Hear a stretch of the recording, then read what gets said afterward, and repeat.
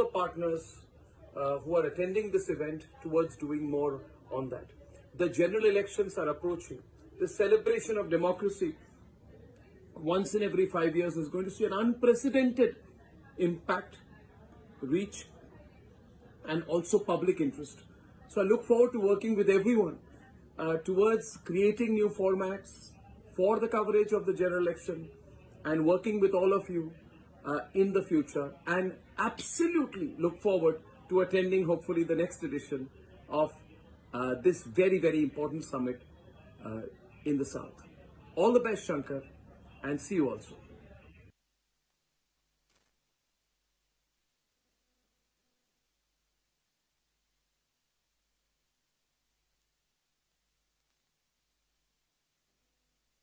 Fastest growing news channel.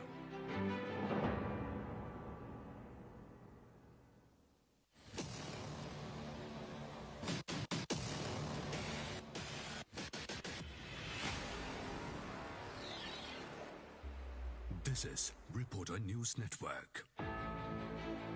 Reporter News Network, offering the best news experience with top-notch technologies available in the world. Reporter TV touches the lives of over 13 million Keralites around the globe. We offer the best immersive world-class news experience for the audience. Reporter, the media activist. Kerala's top 5 media faces in our editorial board sets the standard for fact-checking and news transparency. We always seek out diverse perspectives and avoid biases in news reporting. Reporter TV raced to the top, achieving an electrifying 80% growth since its BARC debut.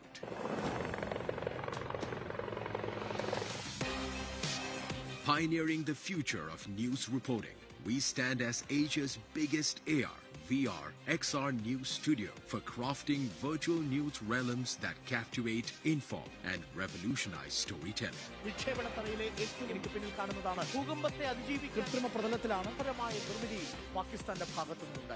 Through us, the world witnessed the historic moment of Chandrayaan 3 launch, Kargil Vijay Divas, Virinjam Port in Kerala, Hiroshima Memorial Day, and unveiling of the new Indian Parliament. Our immersive journalism employs extended AR technology and graphical representation of data analysis into our daily telecast. Together, we pave the way for new marketing opportunities to accelerate business growth. Reporter TV strives to represent different viewpoints and avoid perpetuating stereotypes or discriminatory attitudes. Our special investigation team breaks into the unseen depth of news stories and brings to light hidden angles. They fearlessly navigate the murky waters of secrecy, exposing corruption and holding the powerful accountable.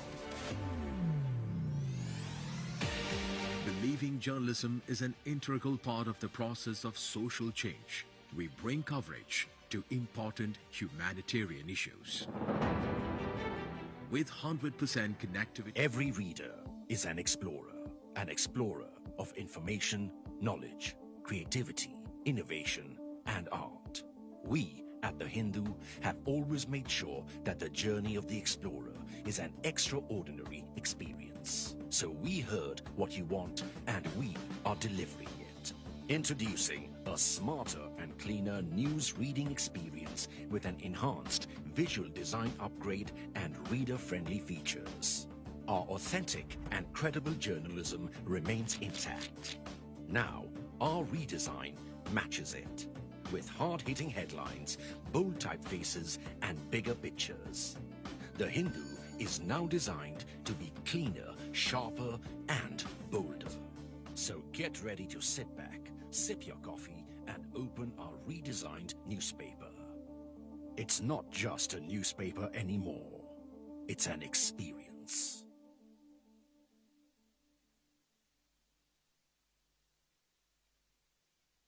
Every reader is an explorer of information, knowledge, creativity, innovation, and art. We at The Hindu have always made sure that the journey of the explorer is an extraordinary experience. So,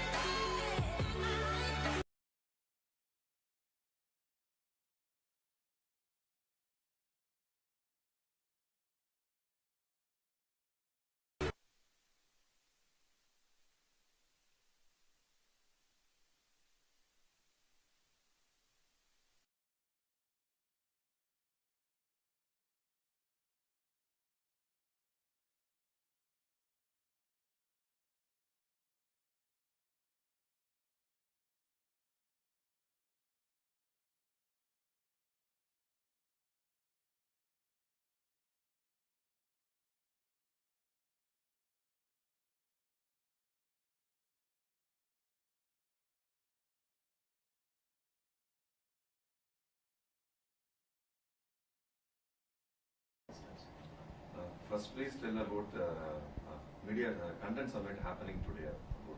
Okay. I think because it's a Tamil channel, so எல்லாருக்கும் வணக்கம் from my side, and I am glad to speak to all of you. Today's content summit is about creating the right kind of content for the consumption of the people in general, and especially for the new generation. And that is the idea, that how can we create the right kind of content which can influence the next generation to use that effectively, productively, and more importantly for doing greater good to the society. While media is a very powerful tool, a channel, as this is a fourth pillar of democracy, it's important that it plays its role with a lot of responsibility and accountability, especially in shaping the perceptions and the understanding and the direction for the new generation, which is the most extensive consumer of all the social media content. So I think that is my ask, that we create right kind of content, good content, which is not just entertaining or informative, but actually inspiring and motivational, that will help the younger generation and all the consumers in general to do the right thing always. What is the need of perfect content at present situation, at present scenario in every aspects? Oh yes, as I said, content is the soul of all communication. If we have the right kind of words spoken with the right attitude, right understanding, it can create right effects, right actions, and naturally right reactions. However, if it is sensational content which is only for the sake of grabbing a little more subscribers or more viewers without having the responsibility of creating the right kind of understanding in the society, it can be very detrimental to the societal progress. So my view is that with all these other technology, especially with deep fake, AI and things like that, and a lot of these unverified fake contents which keeps floating around the internet, and people believe it, innocently, because many of them who live in rural areas or don't come from very educated backgrounds, they also get this content, and sometimes it can derail the whole system and create a wrong understanding of things, wrong perceptions. So right content is extremely important, and I really look forward to, while there could be mechanisms, laws and provisions to ensure the content is good and useful and also is verified.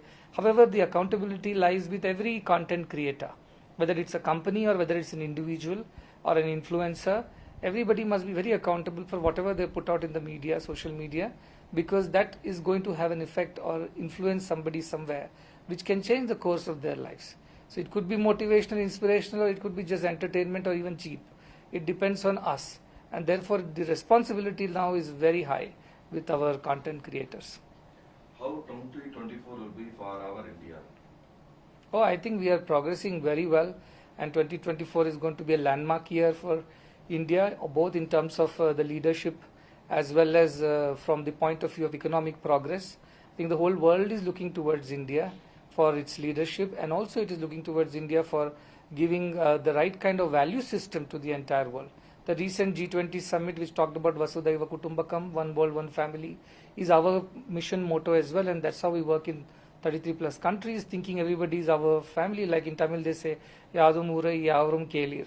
All are ours, all places are ours, all people are ours.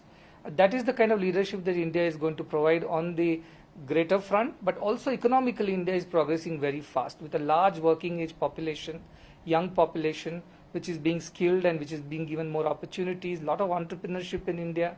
I think we are set to achieve some greater heights, and in coming 25-30 years, I think India would definitely lead the world economically, politically, socially, but more importantly, I also think it should lead spiritually by giving the right kind of value system to the rest of the world, because only we have that kind of ancient civilization and the value-based societies, and which no other country can boast of. So I think India has a lot of responsibility to undertake, a lot of duties to discharge for the welfare of the entire world. What are the services expand this year on behalf of our foundation? We are already, as I mentioned, working in nutrition, health and education. But this year and also we have a free medical college, first free medical college, which was established last year and was inaugurated by the Prime Minister. But more importantly, I think what we are looking at is bringing this kind of a holistic service opportunity to many more countries. Right now we are in 33 countries, but we are planning to expand to 100 countries this year with the help of our followers and supporters from all these countries. And one new initiative that is there at this point in time is we are having a first of its kind cricket match in our ashram in Mudenhalli in Karnataka, where players like Sunil Gavaskar ji, Sachin Tendulkar, Yuvraj Singh and all are coming together as an international team to play for a greater cause of one world, one family. I think that is a new initiative which is right now around the corner. It's on January 18th of this month. So therefore, idea is to spread this message of one world, one family. The world is increasingly getting divided between ideologies and all kinds of other differences and divisions. At that point in time, the idea of uniting everybody through this cause of one world, one family is the main motto of our mission, and I look forward to working with many more countries in spreading this idea. Your blessing and message for Tamil people. Oh, Tamil Nadu is the most ancient civilization, society, culture of the entire earth, not just of India. and I think it has a great role to play in civilization, society, culture of the entire earth, not just of India. And I think it has a great role to play in shaping the future of how we as Indians think. The traditions, the spirituality, the enterprise, the kind of progressive culture that Tamil Nadu always has had in the ancient times, from the times of Cholas to the modern times. I think Tamil Nadu has a lot to offer, not just as a state but as a force that can shape the destiny of the entire country.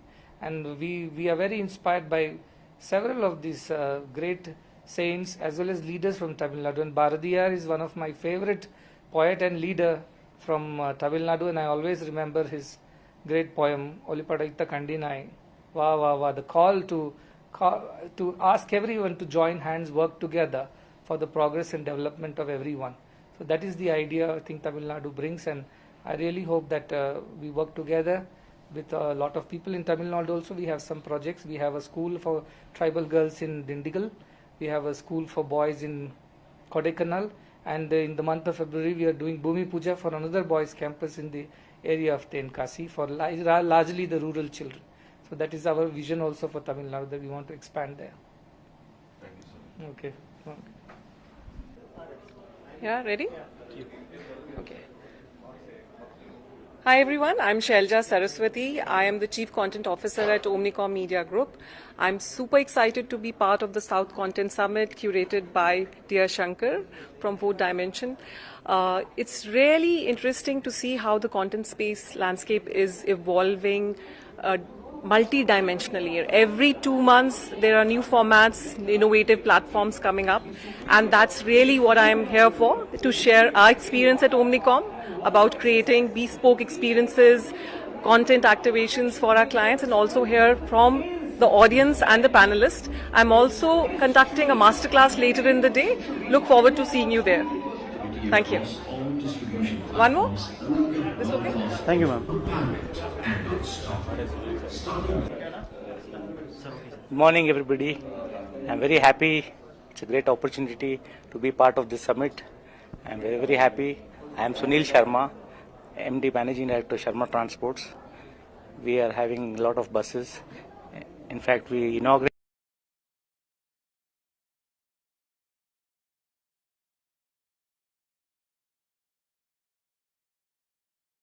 Sunil Sharma, Founder Chairman, Sharma Transport, Shri Hemant Nibalkar, Commissioner, DIPR Government of Karnataka, Ms. Shailaja Saraswati Varghese, Group of CCO, Omnicom Media Group, Mr. K. Madhavan, Founding Member and MD, PEPS Industries Private Limited, Mr. Jairam Rajaram, Managing Partner, Brill, Mr. Vijay Sunku, Managing Director, Parimal Mandir Agarbathis, Mr. Gopakumar, COO, Bima Jewels, Kochi, Mr. Raja Ramamurthy, Managing Director, Trendloud Digital, Mr. Amin Lakhani, CEO, Mindshare South Asia.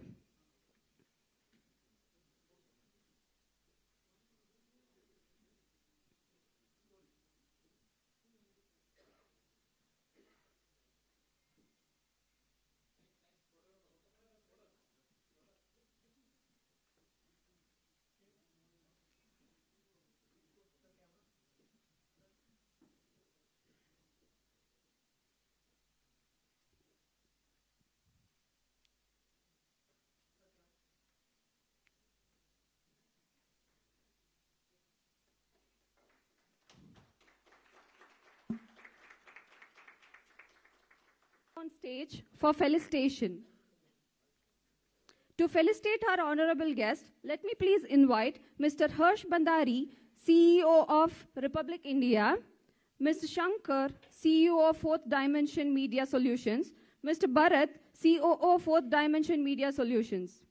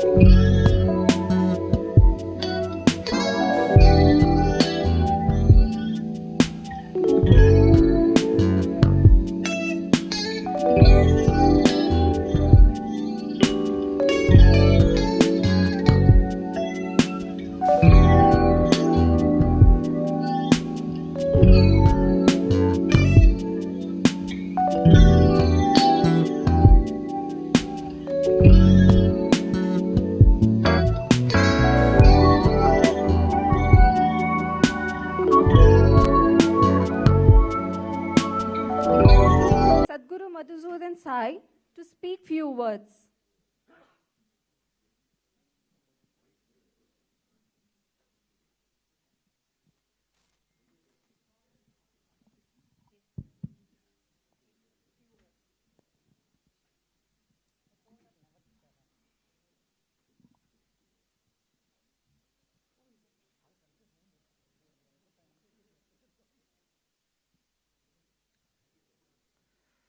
Om Asatoma Sadgamaya, Tamasoma Jyotirgamaya, Mrityorma Amrutam Gamaya. May we be led from untruth to the truth, from darkness to light, and from death to immortality. This is an ancient Upanishadic prayer, and I think this is the right prayer to begin this conference, because you're all people from the media and the content. When I heard of the summit's name, content, I thought I would talk about the virtue of content, being content with whatever you have, your lot in life. But it turns out to be the media content. Nevertheless, it's equally important. So I am thankful to the Fourth Dimension Media and all the associate partners, Shankar, Bharat, everybody and Vijay, who invited us to be here to inaugurate this conclave. And I was wondering what should I talk to you all about. But then I thought our scriptures come to our rescue every time we are in a dilemma. So you simply dive into the ocean of content that is our scriptures and borrow some ideas from there. So I borrowed one idea from Manusmriti which says, Satyam bruyat, priyam bruyat, na bruyat satyam apriyam. Priyam cha nanratam bruyat, esha dharma sanatanaha. Which means speak truth, satyam bruyat. Priyam bruyat, speak pleasant things. Na bruyat satyam apriyam. Do not speak truth which is unpleasant. That is how they interpret it. But I say it, do not speak truth in an unpleasant way. Speak the truth nevertheless. And priyam bruyat, speak pleasant things. Nanrutam, do not speak untruth even though it is pleasant to hear. This is dharma sanatanaha. This is the eternal law. This is the eternal duty, obligation of those who have got a mouth and a tongue to speak. So they have a responsibility and accountability for what they speak and how they speak. And I think that goes for all the content creation that we do. Because what kind of content we create, with what intention we create, whether it is truth and spoken in a pleasant way or whether it is unpleasant truth, all these are the questions that we must ask ourselves. So I thought without taking much time, I wanted to leave everybody with these two ideas. One is responsibility and another is accountability. The responsibility part is speak the truth, but in a pleasant way. And accountability is, even if it is pleasant, don't speak untruth. I think if these two things, if we follow from our scriptural injunctions about what kind of content we create contents which are based on truth, but pleasantly, not unpleasant truth, not sensationalized truth, but real facts and spoken in a way that is acceptable, understandable, and inspirational to the people who hear the truth. Nevertheless, they must hear the truth. But if it is a pleasant untruth, do not speak about it. Pleasant untruth sells very fast, as Mark Twain says. The lie has the capacity to travel half the world when the truth is still putting on its shoes. And in this time of technology, artificial intelligence, deepfake and internet, lie can travel 1,000,000 times around the world, while truth is still figuring it out how to present itself. So this is the time of huge responsibility, especially for the media personnel, the fourth pillar of democracy, which supports the roof of democracy under which thousands and millions and billions are sheltered. So unless it is strong, it cannot uphold this very virtue of democracy that we are blessed with as a country. So my appeal and my request to all the content creators is, please uphold these great virtues of speaking the truth and truth alone, but speak in a pleasant way so that it's appealing, it's understandable and acceptable. And however pleasant it might be, however profitable it might be, do not speak the untruth. And that is the kind of responsibility you must shoulder. And I wish you all the very best, because as I see a lot of eminent people are there. Dushyant is here, and a lot of people from other industries are also here, not directly media, but media is an integral part of our lives. And I always say, for the four pillars of democracy, they are like pillars of a temple. They must stand together yet apart in order to deliver their duties, in order to discharge their duties. So to that extent, each of these spheres should influence the other. To that extent, they should remain independent of each other.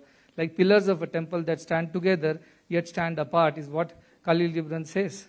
That is the kind of media, that is the kind of content creation, that is the kind of content dissemination that I'm looking forward to. We run a lot of schools, educational institutions are in and around the world. And the biggest challenge that I face is that 11 months we look after the children in our residential Gurukulam schools. 1 month they go out for holidays. And then all the 11 months of good is undone in 1 month of social media exposure. So you are doing a lot of damage to my work. And you have a great responsibility to ensure that we have right kind of content available when these kids go home and they access social media or whatever. They're inspired, they're motivated, and they come back more inspired than what they left. And that is the kind of media partnership that I'm looking at. I have not had much of exposure to media. And as I said, these four pillars are there, but I always keep myself at a safe distance from all the four pillars. So to be safe is better. And however, it has become a necessary to interact with people, to tell the right thing. And now a lot of spiritual content gets created. And this also is a great influencing thought. And sow a thought, reap an action. Sow an action, reap a tendency. Sow a tendency, reap a habit. Sow a habit, reap a character. Sow a character, reap a destiny is what they say. So content is the thought that we seed in the minds of the consumers. And from there that their destinies are written. So how responsible and accountable we should be, that is what I think we should discuss and understand in our conclave over here. And wishing all of you the very best. Again repeating, speak the truth in a pleasant way as content creators, and however pleasant the untruth is, do not speak. And pleasant means profitable to me. So please be very mindful of your responsibility. I think you have a great job to do, and I wish you all the very best, and I look forward to working together in whatever way we can to spread more good to more people in the world, so that the world becomes a better place to live in than what we received from our grandfathers, our forefathers. We should leave behind a world which is better for our children, and we all can do it together by creating the right kind of content. Wishing you all the very best and praying for the success of the conclave. Thank you very much for the opportunity to talk.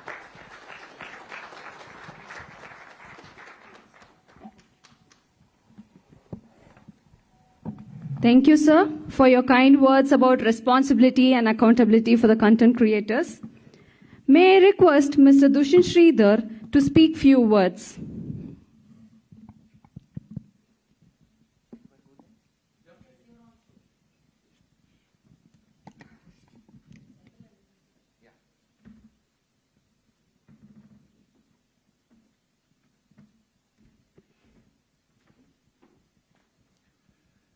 Namaskarams to all of you. My pranams to Swami. And it was such a galaxy of people who have achieved across different fields who had gathered on the days. And just a few minutes of my thought. At the outset, I'm very thankful to the organizing team led by Shankar. After my participation at Bhagyanagaram, Coimbatore, and Madurai, we are now in the capital of Karneshu Atati. The state is called Karnataka because it comes from the root word Karneshu Atati. It seems that the valor of the people who ruled and the greatness of the subjects in the state was so very high that when news of success used to reach the ears of Mahalakshmi, she used to shake her ears in acceptance. As she used to shake, the jhumkas that she had in her ears also used to dangle.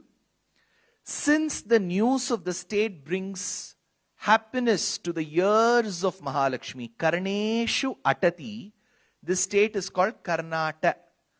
And we have this concept of adding a suffix.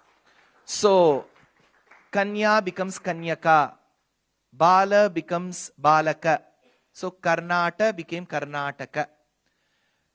So, we are in the Rajadhani of Karnataka called as Bengaluru. And I'm extremely happy that we are in a place that gives us no worries. It is called Ashok, right? So there's no Shokam here.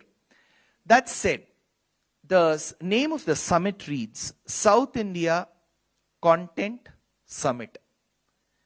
With so much of hullabaloo over the word, whether it is India, South of India, South India, North versus South, I generally feel the way it should have been coined is like how most of the offers in the shops work. If you look at the offers, it will be 50% and the word up to will be like Vamanavataram at the bottom. So 50% will be like Trivikrama. So it is India which should be like occupying a font size of say 50 and South maybe the font size of 5 because as a nation, as a country, we are one. That said, in Kishkindha Kandam, Kishkindha is in Karnataka, when the Vanaras had to go in search of Sita, they were distributed into 4 teams. So they were distributed into that team which goes north, that goes east, that goes west, and that goes south. So the word South India should be taken in that context because we are a large country to administer, to get an understanding. We look at Karnataka or South India as a very smaller term to administer. That's all. It has nothing to do with a north versus south divide. 1. Second is content. When the word content comes into discussion, the word that should come as an adjoinder is delivery. Though the word delivery is not there in the name of the summit, please do take content and delivery should go hand in hand. Vagarthaviva sampriktau says Kalidasa.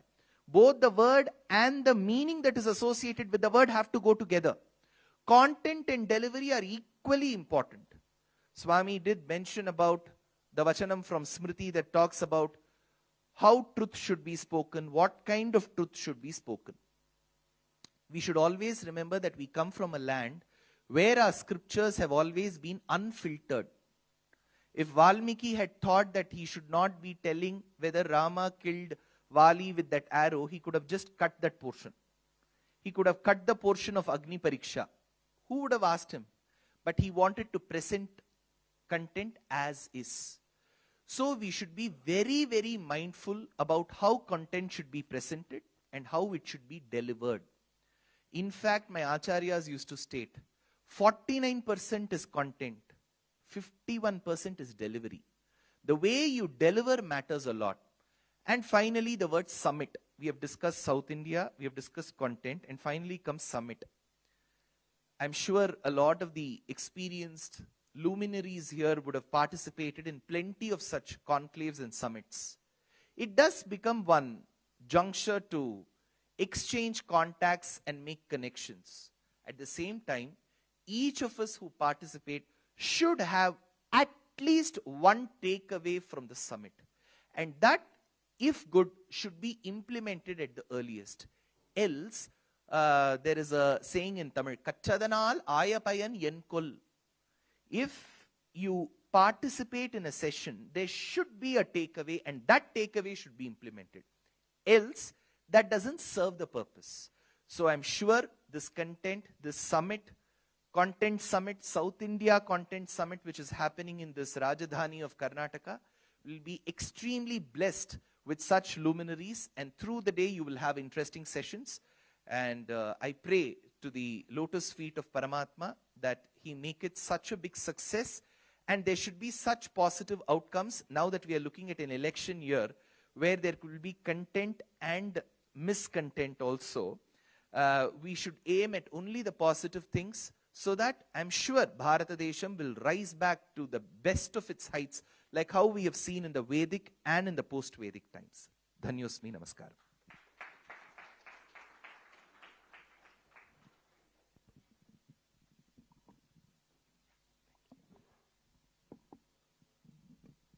Thank you, sir, for your kind words about content creation, content delivery, and our takeaway from it.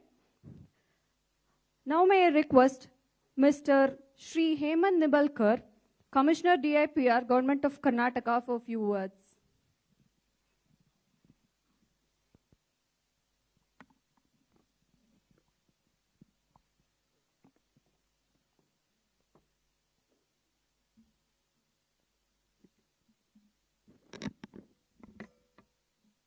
ಎಲ್ಲರಿಗೂ ನಮಸ್ಕಾರ.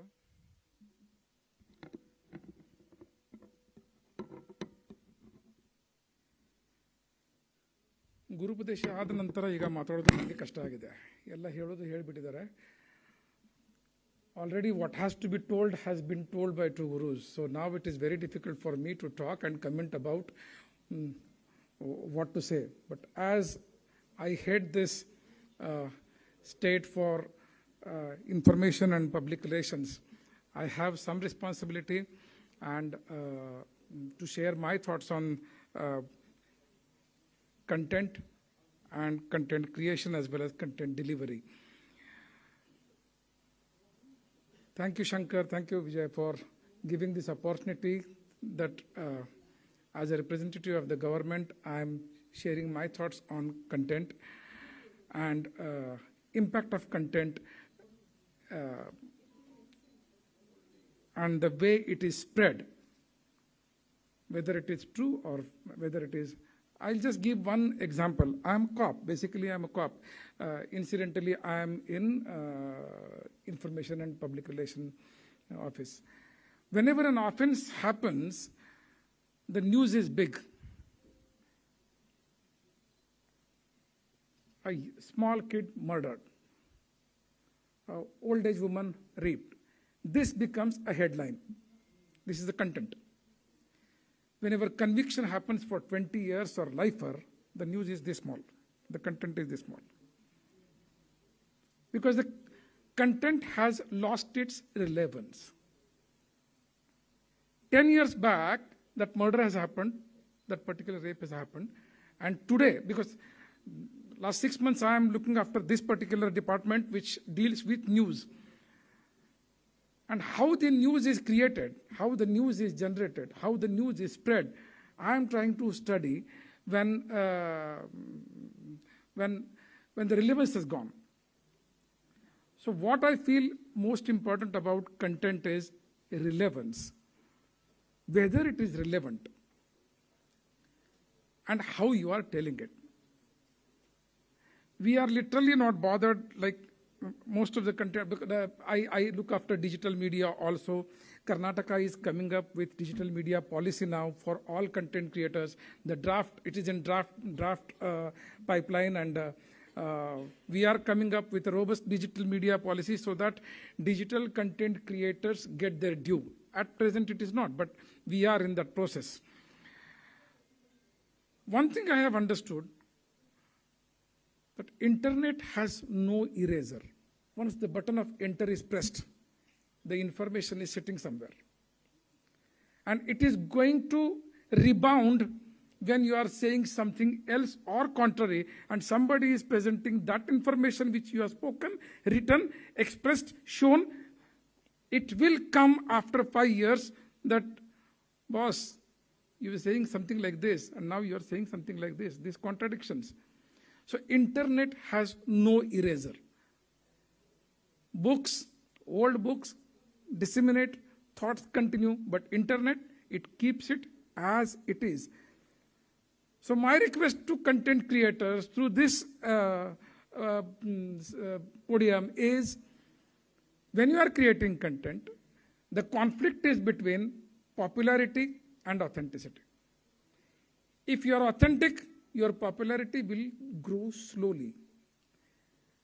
But if you want to chase the popularity alone, then you are open. Then you can say anything which can create fire for the temporary moment, and then people are following you. Now, this is what is the conflict which I am seeing on regular. We do monitor content creation. We do monitor social media platforms. So many platforms are there. Most of them are content distribution or dissemination platforms. So what is happening is, one small thing is blown into something else which has no relevance to the actual fact. And then somebody has to fact check it. And now every government across the world is thinking there has to be a fact check unit. The content creation has gone up to that length. Swamiji has already told. Truth is the thing which will prevail. Beyond that, nothing. Rest all contents will be for 2 days and then it will go.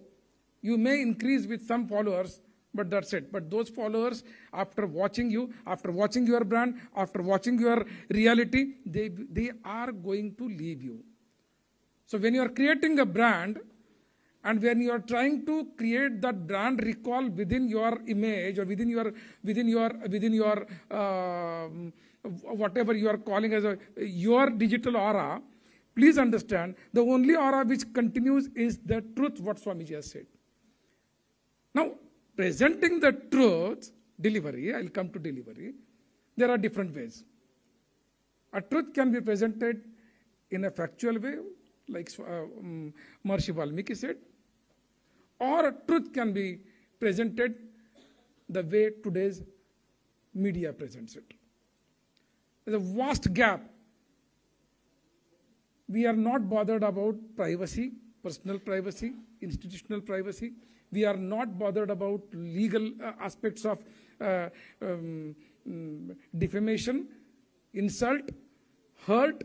We are not bothered about. We want this to hit, attract the people for a moment. My breaking news, my headline, my byline, if I am selling it for that day, Swamiji told about profit. But today, the profit is going in this direction. Today's attraction.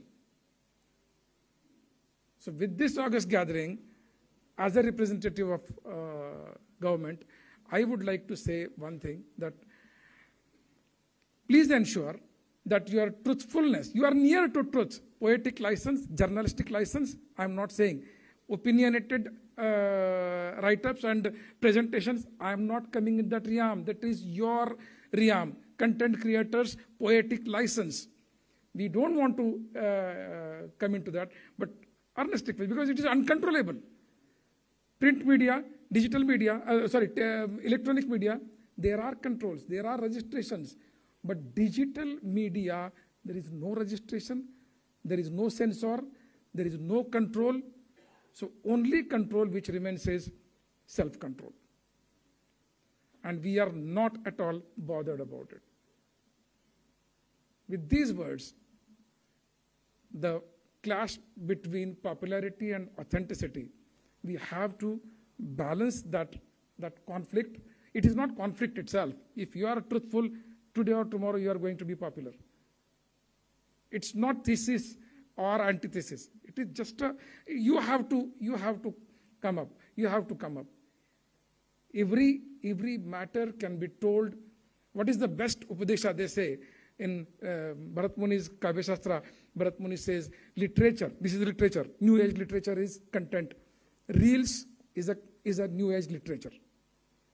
So Bharat Muni says, what is the definition of literature? Kanta Sammita Upadesha, the way wife tells his husband in the wee hours. That Upadesha, husband receives it 100% and acts upon it. So Kanta Sammita Upadesha still continues, and I think we will be following those footsteps. Both the gurus have already told the actual what should contained, what should be there inside the content, and how it should be delivered. And I think we should follow this Upadesha in totality. Popularity will follow. Thank you. Jai Hind, Jai Karnataka. Thank you, sir. May I request you to please be on stage? Sorry, sir. To felicitate Mr. Nishan Nizar, founder and director of Arman Zain Consultancy, to receive a memento.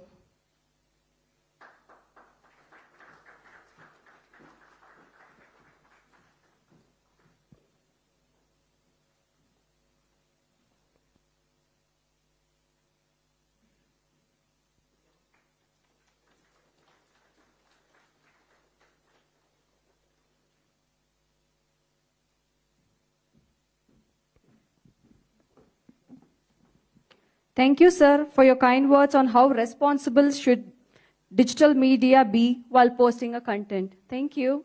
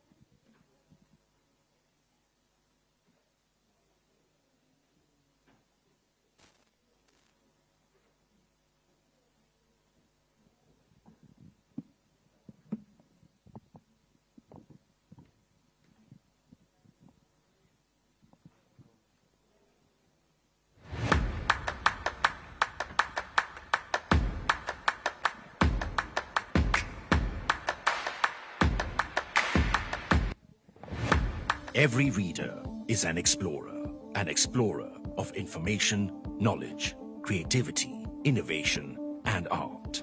We at The Hindu have always made sure that the journey of the explorer is an extraordinary experience. So we heard what you want and we are delivering it. Introducing a smarter and cleaner news reading experience with an enhanced visual design upgrade and reader-friendly features. Our authentic and credible journalism remains intact. Now, our redesign matches it. With hard-hitting headlines, bold typefaces, and bigger pictures. The Hindu is now designed to be cleaner, sharper, and bolder. So get ready to sit back, sip your coffee, and open our redesigned newspaper. It's not just a newspaper anymore. It's an experience.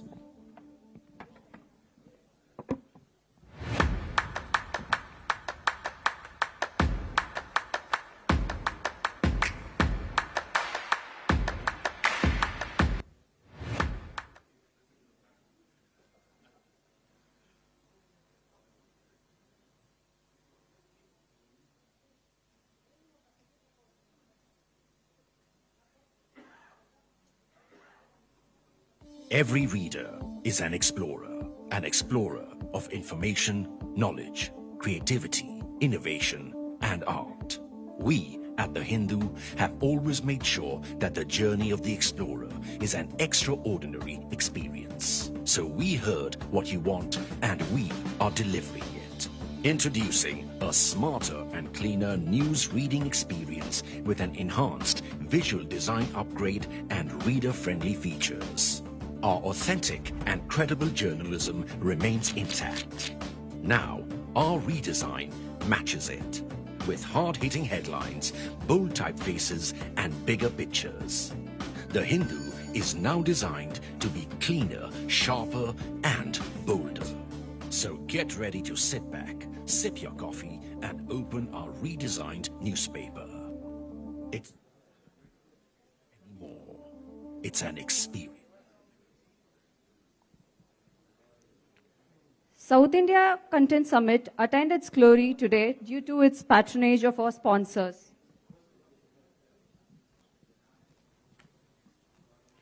Our sponsors, powered by Trend Loud, The Hindu, agent partner Omnicom Media Group, innovative content partner Radio City, digital partner Sereon, regional partner Republic Kannada, Republic English, V6 Velugu, Pudhiya Thalaimurai, Puthuyugam IBW, outdoor partners Tribes, news partner Republic TV, event partner Benchmark Events, associate sponsors Vigadan, stationery partner Brill, cultural infotainment channel Shankara TV, wardrobe partner Botticelli.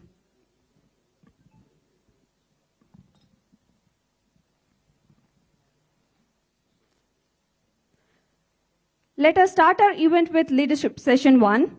We regret Mr. Sharma couldn't join us today. Let us watch a video he has sent for us.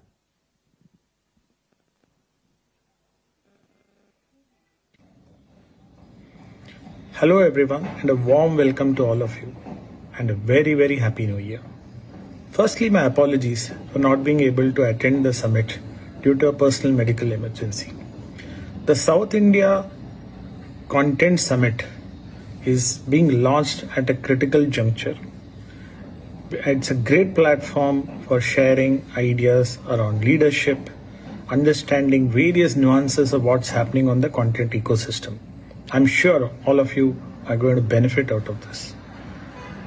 Fourth Dimension has been doing some stellar work in the last many years by bringing together like-minded people and helping the industry to think forward on various aspects of the advertising and marketing fraternity. We are super proud to be part of this summit as the exclusive agency partner.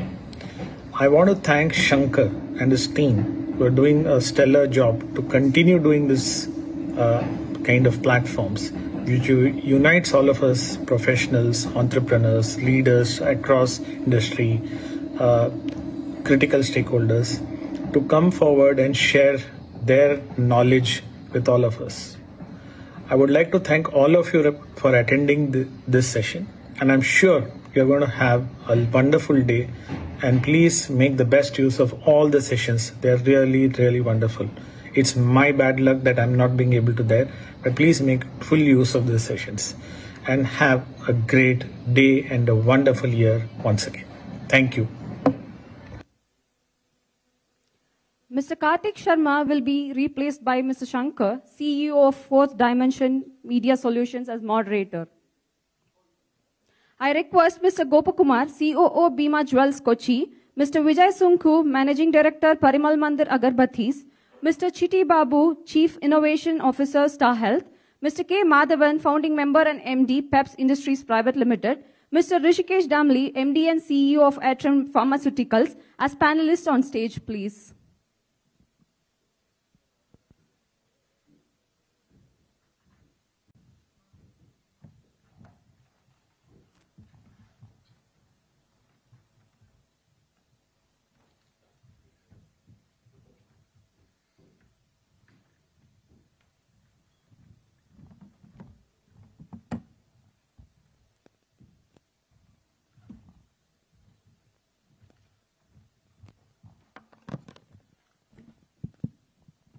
taking a central position today.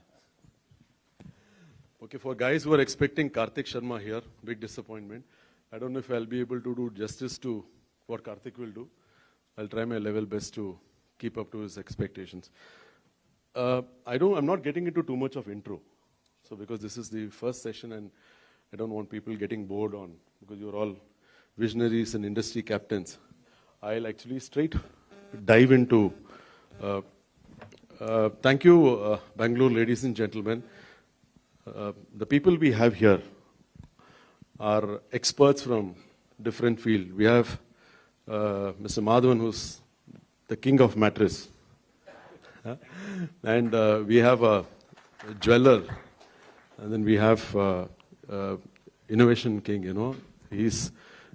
For people who don't know Chitty Babu, one can find him on YouTube, and he's delivered a lot of speeches at the TED and so on and so forth.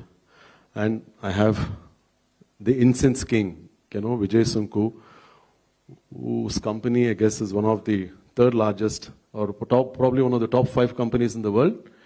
And then we have the pharma expert. So it's a, the session is basically, I'm starting with GK, as he's fondly called. You've been in this space for close to 3 decades now. When I say 3 decades, in the retail space and all that. In the last 3 decades, by saying 3 decades, I'm not saying you're old, you still look young. The last 3 decades, a lot of things have changed. Consumer demands, technology, and yours is one category. When you're talking about buying a metal, people would like to feel it. So have you been able to live up to the expectation of your consumer? And what are the trends you've been noticing in the last 3 decades? Good morning and namaskaram to all. Thank you, Shankar, for that question. I know Karthik did a lot of hard work to put things together. I'm just copying his questions. And yeah, they were difficult questions in a sense, yeah, thought-provoking, and hope whatever emergency that he's having, he's dealing with it. So nice to be here, and yeah, I've been with retail. I'm a career retailer. I've sold fashion, food, and now I'm selling jewelry. Each of it has its own dynamics and challenges. Just a bit about Bima. We are predominantly in South India, and all the southern states we operate, and we also have some representation in UAE. That's really what our spread is. As far as retail is concerned, it is close to now a $900 billion industry. That's what it is. And retail currently is about 18% of that. The modern retail is about 18% of that, the rest being obviously traditional retail, your typical mom and pop stores. And they continue to thrive in India and continue to resonate well with consumers. The challenge is with the modern retailers, with a lot of technology, a lot of processes, loyalty programs, data analytics, content management, being very relevant. That is what the whole game is about. Consumers shop across formats. It's not that they shop at a particular store. They shop across the Kirana shop, as we call it, the mom and pop shop, and that's not changed for any one of us, I'm sure. You pop in and pick up something, and they're very active on WhatsApp today, right? So you could just, it's not that they're technology agnostic in that sense. You could just send in your shopping list and they would deliver it to your house. And also you could shop at the large multinational e-commerce giants and experience state-of-the-art services, right? So consumer today is exposed to a lot of media, a lot of channels, a lot of technology. So what do we do as a brand? As operators, we need to be relevant. We need to be ahead in terms of consumers' aspiration where they are currently. And what is it that they are seeking? And consumer is not looking at stocks, offers. Consumer is looking at relevance, a relevant product which meets a particular need, right? So that's what we have worked on, and whatever technology, and I'll speak about it as we go along, has been to satisfy that need to, kind of launch technology in a very calibrated fashion so that we do not lose the legacy that Bima has over 100 years. At the same time, we are not alienating our old consumers, but attracting new consumers also into our fold. This is a 100-year-old brand. Big round of applause. 100 years. My God. So that's what it is, Shankar. Madhavan sir, when we speak about changes, there are brands which follow trend. Like there was one dialogue of Amitabh Bachchan which said, "Hum jidhar khada hote hain, line udhar se shuru hota hai." Like that, when we talk about mattress, you from being a salesperson to an entrepreneur, 18 years of facing tough competition from, various mattress makers. Just take us through, how did you leverage disruptive innovation? Thank you. I welcome all the participants here in this good day of discussion. I am sitting next to gold, am I right? Yes. So I am rich man now, and that gives me a confidence to speak to you all. Coming back to me, let me give a small introduction about myself. When Shankar, a very good friend of me who knows me from many years, called me for the summit, which is Content Summit, South Indian Content Summit, I asked him, Shankar, what is the role I have to play in this summit? Because I am called, if you Google out my name, they call me as Mattress Man. It is, synonymous with Batsman, Spider-Man, Rat-Man, and many man. I said, what do I do here in the Content Summit? He said, sir, you don't know yourself. I said, that is true. Please tell me what you know about me. He said that you are a dream maker. You make closer to about 6 lakhs metal spring mattresses. That means nearly 12 lakh people sleep on your mattresses. And when they sleep comfortably and they dream, and you are the biggest content maker, and your content is, unmatched by any sort of content that's available today, because your content is innovative, your content is creative, your content is imaginative, and your content is productive. I asked him, why do you say my content is productive? He says, when content starts with dreaming, all content starts with dreaming. And when dream is put into practice, it becomes a solid content that gets into productivity. And basically you are doing that. And thank you very much for that, Shankar. Pleasure is mine, sir.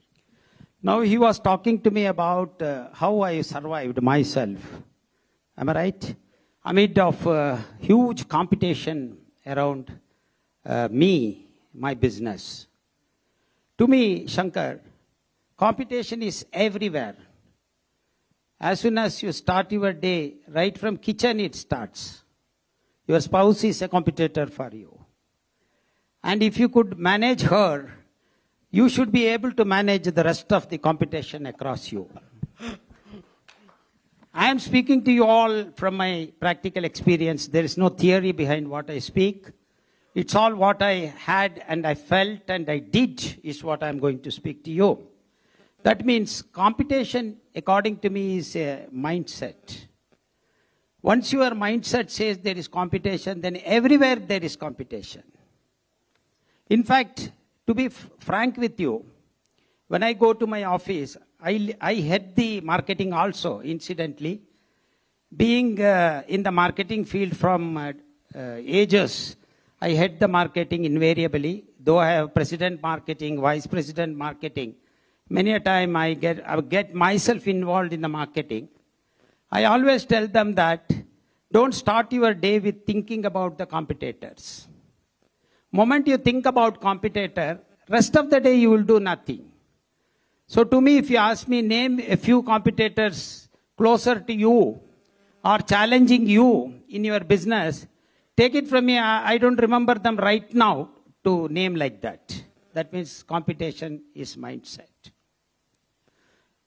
But one thing is very sure, that as an entrepreneur, you must have 2 things in you. One thing is called capability.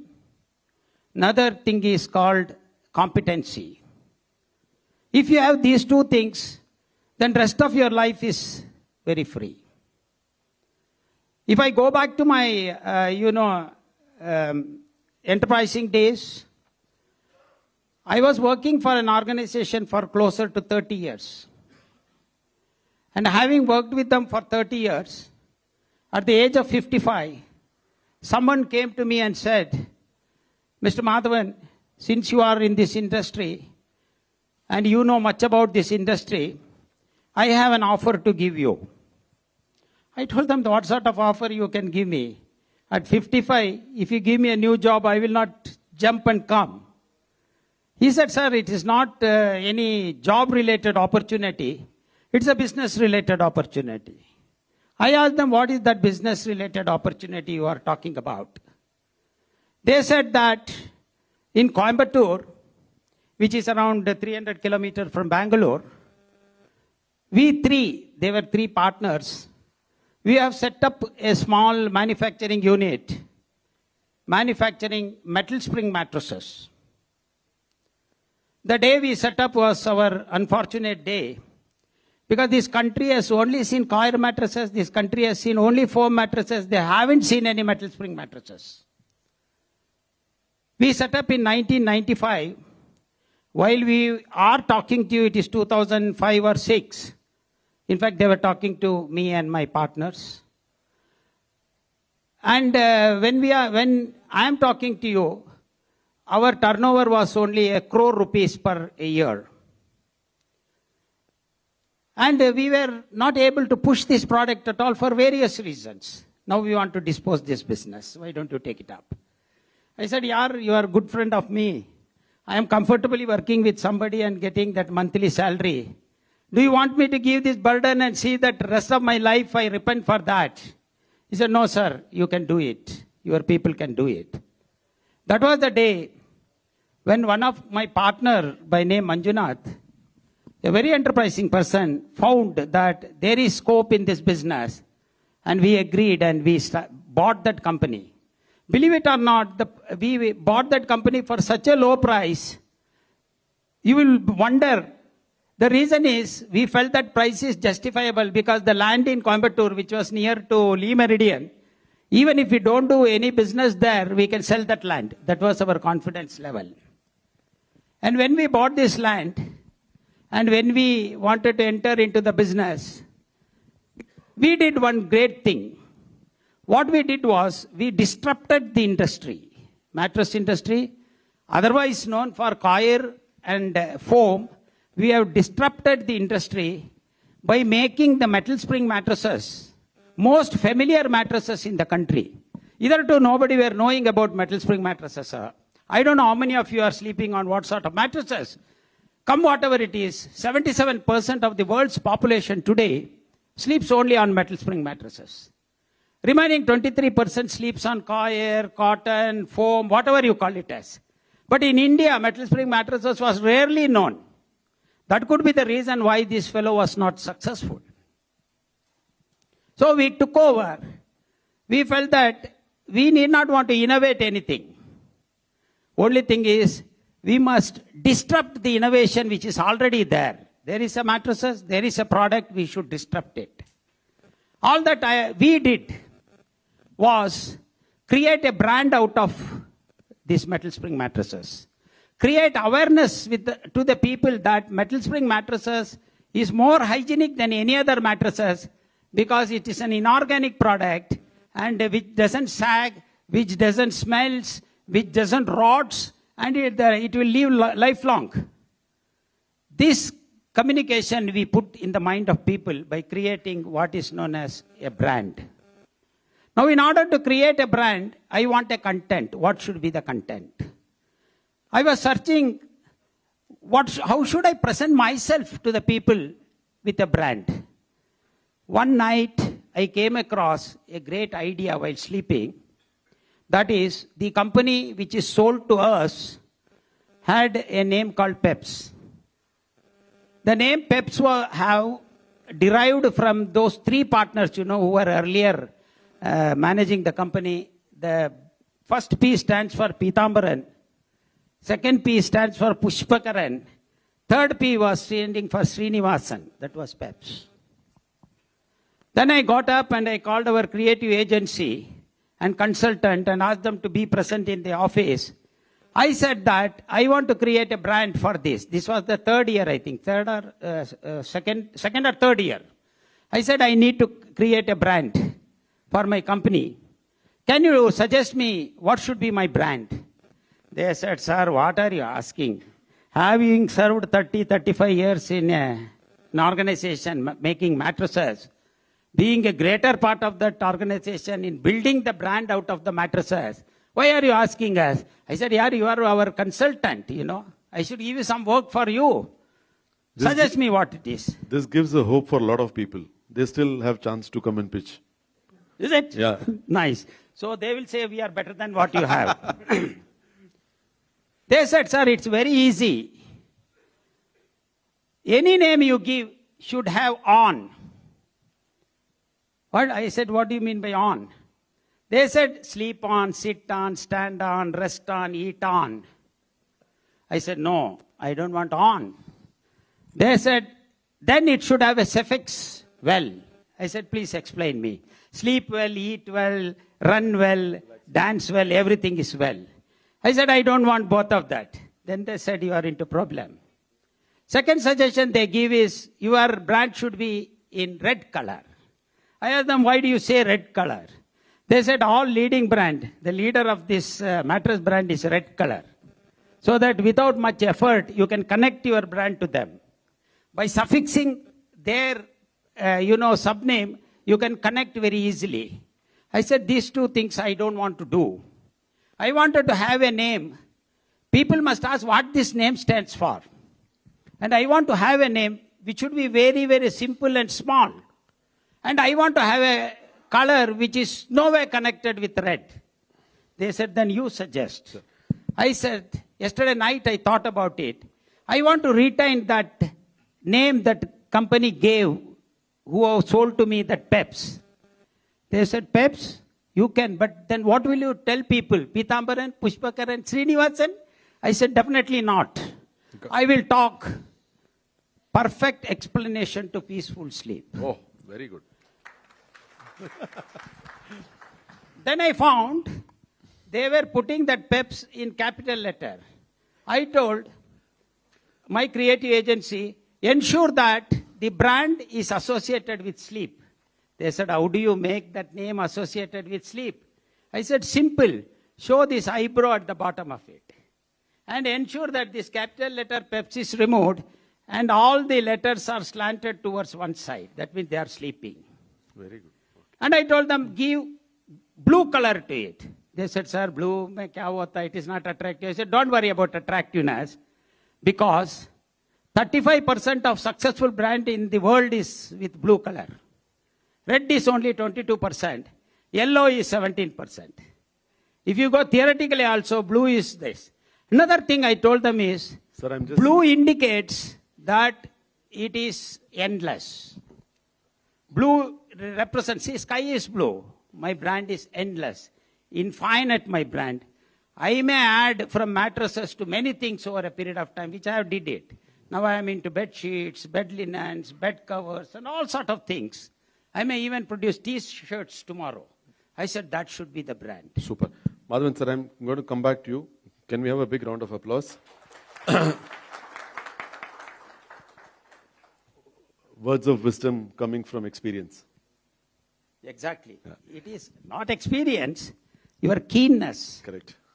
When you have nothing else to do and this is only left to you, you will work harder towards it. And that has happened to me. Super. Thank you, sir. Vijay, sir. See, good afternoon, sir. You, such a powerful brand, Parimal Mandir, you're seen everywhere. I think you're probably one of the few categories where people, once they wake up in the morning, they instantly they think of you. See, auspicious. So your particular industry has seen a lot of environment challenges. And you've, crossed all of that. And so now tell me, your understanding, so what are the emerging trends would you need to build a sustainable brand? Yes, very good morning to all of you here. We are a company called Parimal Mandir, established way back around 70 years back, a third generation company into this incense business. And in India, we go by a tagline of every prayer is answered. And world over, we are there in more than 50 countries where we sell as a aromatherapy, aromacology, or whatever you call it as. And this has been a pride that we have sustained the competition, the troubleness across for last 70 years. That is due to the strong foundations, the core values that was established by my respected late father, Sri Sunko Gundeya Shetty. With nothing on hand, he established this business and could sustain for so long itself is because of the core values he has established. Coming to your point, Shankar, this is a very high volatile FMCG product that you would look for. We need to fight with the unorganized competition which exists in every nook and corner of this part of the country. And also, of late, the multinationals getting into this space has really made hardened for this industry to survive and thrive. And in this process, very few companies have sustained, and we are one among them. And we take pride that we could do it. And that is because of the strong value on quality that we have kept intact. When you lose out for the competition, as Mr. Madhavan sir was telling, the competition is always there. But when you think about always the competition, then you will not be doing anything on your own. So just focus on what you have to do. Just focus on what you deliver, and always keep that core value intact, that quality is the one thing will stay forever, and that is what will embrace you for a longer time. And this is the principle that we lay on, and today we are proud that the third generation into the company also have calculated this habit, and we hope we will sustain, and because we believe only quality is the thing that can sustain. Super. Chitty, your company recently unveiled a strategic alliance with FinCovneo, right? If I've pronounced the name right. How crucial is it for you to develop strategic partnerships? And I guess you're already a market leader, right, in this domain. So just take us through, and then how have you gained through this partnership? Let me give a quick brief about what I've been doing. So I'm new to the insurance industry. So spending like 14, 15 months now, otherwise predominantly been in the banking, payments, fintech space. So whatever UPI, QR, all of us are using, so I've been part of the journey. Worked in organizations like Amex, MasterCard, Jio, HSBC, various global roles. So I've seen where I still remember 2004, I moved to Bangalore. So I was paying my landlord through a check of a bank account from Chennai. And that took 10 days to hit his account, and he charged me because it was outstation check, right? And right now, even for 10 rupees, all it takes is 1 second, right? So I've been through the journey all through, working in that industry very closely. And I've seen in Scandinavian countries where people put a chip in their palm and tap and pay, right? We are tapping the card, they tap their palm and pay. And 99% of the transactions in those countries are largely digital. The 1% is because tourists don't know, so they bring their euros or the local currency, right? And I've seen at the same time where in Germany, OPM is own personal money, so they don't believe in credit. Whereas in US, OPM is other people's money, they believe in credit, right? So being seen that the money movement, the way people pay, the way people transact in the last 23 years changed dramatically, and that's going to change much more further, right? And if I can give some interesting example, right? We all love Starbucks. I guess some of us know, some of us may not know. They also operate as an unregulated bank because we all take their prepaid card, we load money and buy those coffees. They have $1.5 billion sitting in those accounts, approximately 12,000, 13,000 crores. So if you look at 85% of the banks in the US has a cash balance of less than $1 billion, right? So Starbucks has more money in their balance sheet provided by all of us, right? Which is more than 85% of the banks in the US, right? And the breakage income. So if you like, it's a very payment word. I'll give a very simplification example. So if I gift my friend on the left-hand side a Marks and Spencer's gift card for 10,000, he uses for 6,000 and forgets about the rest 4,000. That's the breakage income for Marks and Spencer's. Gift it to the right-hand side. Yeah, right-hand side. I'll gift you more, right?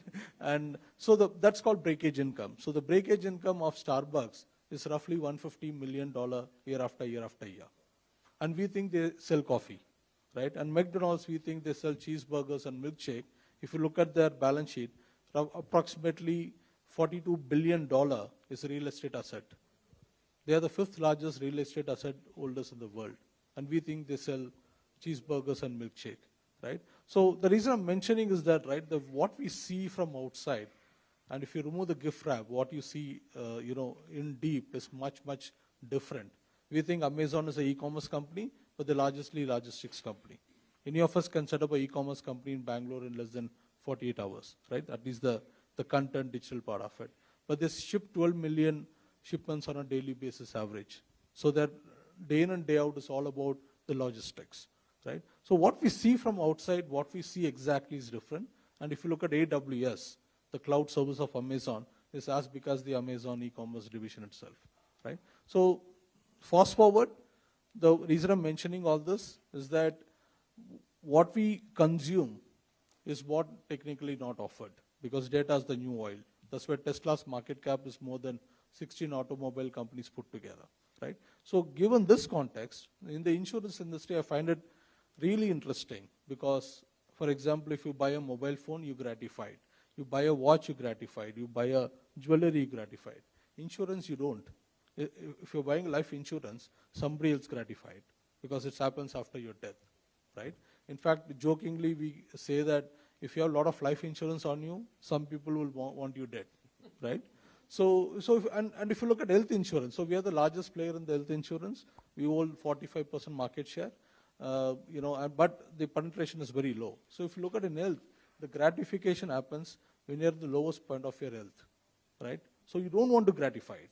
Imagine, right? My consumer buys my product and say, you know what, I don't want to use your product. Because when I get to use your product, it means I'm terminally ill, I'm sick, or something wrong with my health. I don't know whether I would survive. So it means day in and day out, my job is to make sure, and that's very bad for a B2C company. So my customer currently interacts with me at the time of paying the premium, right, which is once in a year out of 365 days. Second, when they want to claim, which they want to avoid. We also want that to not to happen. So day in and day out, when I get up till I go to bed, even when I'm sleeping, how do I engage with my customer? How do I want my customer to think, hey, you know what, how do I access Star Health today? So I need to build a wellness program, So I have a gentleman in the healthcare industry. And so that is very critical. So can I reward him for being healthy? Can I reward her for doing those 10,000 steps or 8,000 steps? So I need to bring in a lot more into my product composition itself rather than just an insurance product. Now coming back to your question, insurance penetration is very, very less, right? I'll give a simple example again connecting to the payment. So we were driving across Tamil Nadu along with family and friends. We stopped by to have a tender coconut water in a tier 4 village on a highway side on the street side. And there was an old lady who would not have stepped into a school even for a day. She had 3 QR codes. So out of curiosity, I was asking her why 3 QR codes. She said, I have 2 sons. One is doing his 3rd year in this college. Other one is doing 1st year in this college. So I need to send money to him. So whenever I need to send money to him, I use the first QR code. Second, send the second QR code. 3rd one is for me. So imagine as somebody who's that old in a tier 4 village, down south, not sent into a school for a single day, their financial literacy, illiteracy is so high. But when it comes to health illiteracy, if you look at the most educated, most sophisticated, well-learned, their kids' birthday parties happens in, I don't know, name those brands, the burgers, pizza place, which is extremely unhealthy. So if you look at the awareness, literacy, generally to health literacy, there's a huge gap. So we need to bridge that, and we are working with the regulator. So that's why partnership with like Finaquas, there's a press release we did with the largest retailer in the country who do those domestic money transfer. So we want to reach bite-sized product to the masses. Insurance is largely covering India, but not Bharat. So many of this partnership is very critical, and that's what IRDA wants to do as well, because the government of India and IRDA has set a target of insuring 1 billion life by 2047. And we are grossly underinsured. And recently also, Zerodha CEO founder said that every Indian is getting into bankruptcy, and there is only one stage, which is like one hospitalization can get somebody into bankruptcy, because medical inflation is growing high. So it's extremely important, and I'll close it with one interesting stat. So if you look at JP Morgan, which is the most valuable bank in the world, and they spread across the globe. And if you look at United Healthcare, they are our peers and operating in US, only in US. Their market cap is more valuable than JP Morgan. So imagine, right? We are Star Health, we are 45% market share in a country where the raw material for health insurance is people, and we have 1.4 billion of them. So internally, we are saying that, hey, can we be bigger than HDFC Bank? Because if United Healthcare can be bigger than JP Morgan, right? So that is the level of market scope available as well. That is why you have seen Narayana Hridyalaya recently getting into the health insurance space now. And there's some 12, 15 licenses pending with the regulator as well. So this is a segment that is going to really blast open, because health and wellness become a very core point, especially after post-COVID. So it's not about insurance, but health and wellness surrounding as a byproduct to it. Thank you for those stats and insights. I have a doctor here. Dr. Damle is the founder of Atrimed Pharma, and specialized in, it's a very technical thing, so I don't want to make a fool of myself. Plant-based medicines, right? And doctor, just take us through that, yours is one category, while we have the biggies here, you can say go buy gold, buy insurance, buy incense stick. How can you, what do you tell a consumer, plant-based medicine, just take us through it. So what have you done? At the outset, let me thank Fourth Dimension for calling me here. I'll start with a story. So I'm going to make a movie, and there cannot be anybody else who can be hero than Shankar. Agree with it, right? So in this movie, he's a managing director of a big company. Why I'm telling you this is because content makes the image, and what kind of image content. I'm not taking it serious, don't worry. Anyway. So outside his chamber, there's a receptionist with a modern attire. Should I name her Jalajakshi or Monica? Why? This is what the content and the press has created. We make images. So when you talk about Ayurveda, for example, people have an image of mortar and pestle and, a pill, a black pill. And so I'll tell you another story. I used to practice, and I gave up, 2003, I started this company. So one day I get a call. I was at the golf course in Chikmagalur, and my friend, Shivaprakash, she called me from Germany and said, you have to come here. There's a summit. I asked him, what summit? He said, it's about the QA, quality. I said, okay, I'll come. So I went and gave a speech. So I was talking about the quality control in pharma industry, how we do, everything about documentation, etc. So one gentleman got up. He asked me, do you know where you are speaking? I said, yeah, I know. I'm speaking in Berlin. An Indian speaking to Germans about the quality? I said, I take it as a serious insult to India, but anyway, I will give you a business class ticket. Please come and see my factory. If you're not happy, I will give you a return ticket. Otherwise, you have to give me back my money. He came. He saw our company, and he became my partner. And today, he is the guy who sells my medicine across all over Europe, 40 countries. In fact, he's a specialist on Gandhi. I think he knows about Gandhi more than all of us. He owns all the color prints of pictures of Gandhi. Mohandas Karamchand Gandhi. Mohandas Karamchand Gandhi. Oh yeah, I'm sorry. So, I mean, just to tell you, when I accidentally came into Ayurveda because of poverty. So I'm very critical about everything what is written there. I look at scientifically. So I'm also faculty in various pharmacy colleges and biotechnology colleges. So one of the biotechnology colleges where I went, the HOD said, Rishi, you have to do, I'm fondly called Rishi everywhere. So Rishi, you have to do one research for me. I asked him what? He said, my mother used to give some medicine for snake poisoning. I was just a little bit of snake poison. Okay, sir. So I just left it there. And the next year when I went, he said, you did not do anything for me. I asked, what was it about? He said, that's snake poison. I said, sir, snake poison is not a joke. You cannot give some, medicine and cure it. It's so difficult. And, snake poison has so many proteases, which kill the protein. And, that's how. He said, no. My mother used to give. And I still. So I was just thinking, I'm an Ayurvedic doctor. He's a biotechnology HOD. And he's telling me, and I am not believing it. I said, sir, then I will let me do some kind of computer simulation. Okay. From the beginning, I am very fond of chemistry. There are 390,000 plants on Earth, and there are around 425,000 unique molecules, chemical molecules on plant. And I have the library, and I'm the only person who has the library of this across the world in virtual. So I said, you tell me the plant. He said, Coix lacrima jobi. It's a kind of seed. Then I said, I will do some computational biology work. So he said, what is that? I said, in your own office, there is somebody, my name Bharat, who can do that. So we go systematically. And I said, see, the only way a snake poison can be stopped from spreading is if there is one trigger, because viper's poison is different from cobra poison, king cobra, everything is different. So only that could be one trigger. Is there a one trigger? So we had a discussion for a long time, went through, realized that there is something called three-finger protein, which is present, which is a trigger for all the poisons to start. So we did make a structure out of that. We understood the sequence, we made a structure and saw whether there is anything in this plant which will stop this particular protein. We found there were 3 chemicals in that plant. So I got a little more confidence and they said, let's do a study. So we did an animal study. 10 animals will be injected with the poison.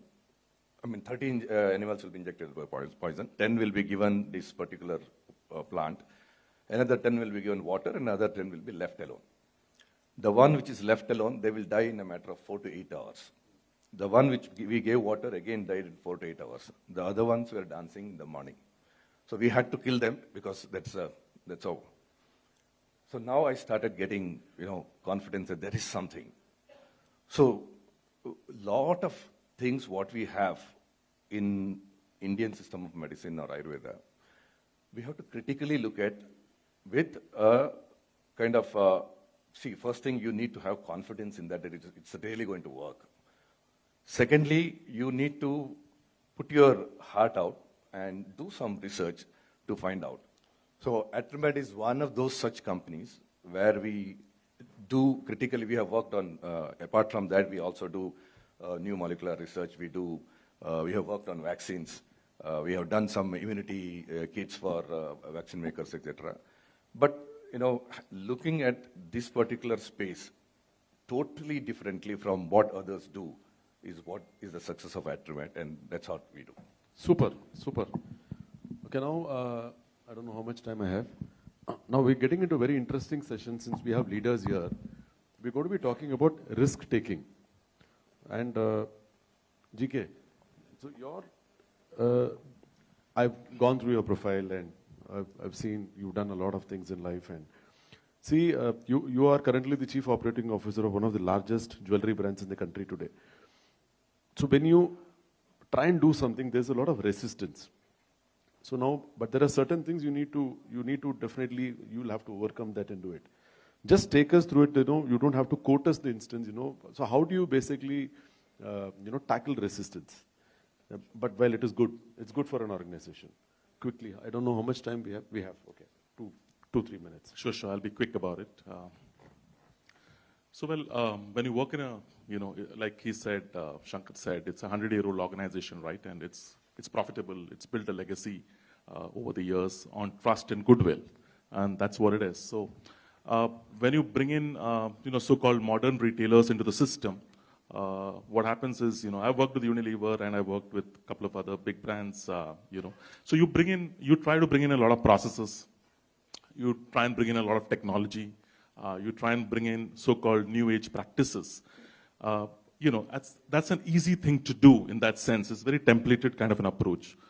So when I was looking at how do I go about it, because obviously the promoters have now got you in to kind of formalize and transform and do things like that. I saw what is it that sets this brand really apart from, the others, and why has it been consistently profitable over the years while, it's not been, putting up 10, 20 stores, and each of our stores are a 100 crore investment, right? That's how big the investment goes into our store. I saw an entrepreneurial zeal which is there. So how do I balance that entrepreneurial zeal in the organization and, kind of co-create these processes, get buy-in for the technology and the change management, and we could do that. Change management puts fear into the minds of people, right? So how do you kind of, mitigate that risk by kind of having transparent, discussions with them, bring in state-of-the-art technology, showing value for each of the stakeholders, and also say, not putting fear that, the whole world is changing and everybody is going digital and, there are losses to be made when you just go digital. How do you keep profitability around the corner and do it in a very calibrated fashion? Bring in technology which really adds value to your consumer's life and also adds value to the employees over there in the organization. Carry the new and old together again. Like I said earlier, carry the old consumers who have been loyal with you and the new age consumers, be relevant to them. It's the same kind of balancing act is what I think I tried to do. And we've implemented state-of-the-art technology framework now, moved out of legacy system. And usually when you implement technology in the past, you put an SAP or JD or whatever, you see a 20 to 30% dip in sales, right? Because of adoption, because of resistance and all of that stuff. But when you do it in a manner which, and take a little longer period, and parallelly run both the systems and kind of, take care of it, we've managed to actually grow, in double digits after implementing state-of-the-art technology. And Microsoft itself has come and told us that, this is one of the best implementations that have happened. So yeah, that's how we kind of mitigate risk by co-opting, taking people together and understanding that one differentiator which is there in the brand and being true to that differentiator. That is entrepreneurship in this case, yeah. Super. Vijay sir, you run a family-run business. So how tough is it for you to, decision making? Well, a lot of people say that family-run business, you can take your own decisions. I don't know. I mean, I'll give you a mic. So can you just take us through nuances of decision making? See, your chair is not bed of roses, correct? Yeah. Okay. But again, taking decisions is very critical for any organization and any business house, whether it is a family or business, a medium enterprise, a large enterprise. A lot of people think here that when you are in lunch or dinner, all your brothers sit and take decision. Simple? No. It's not that easy also.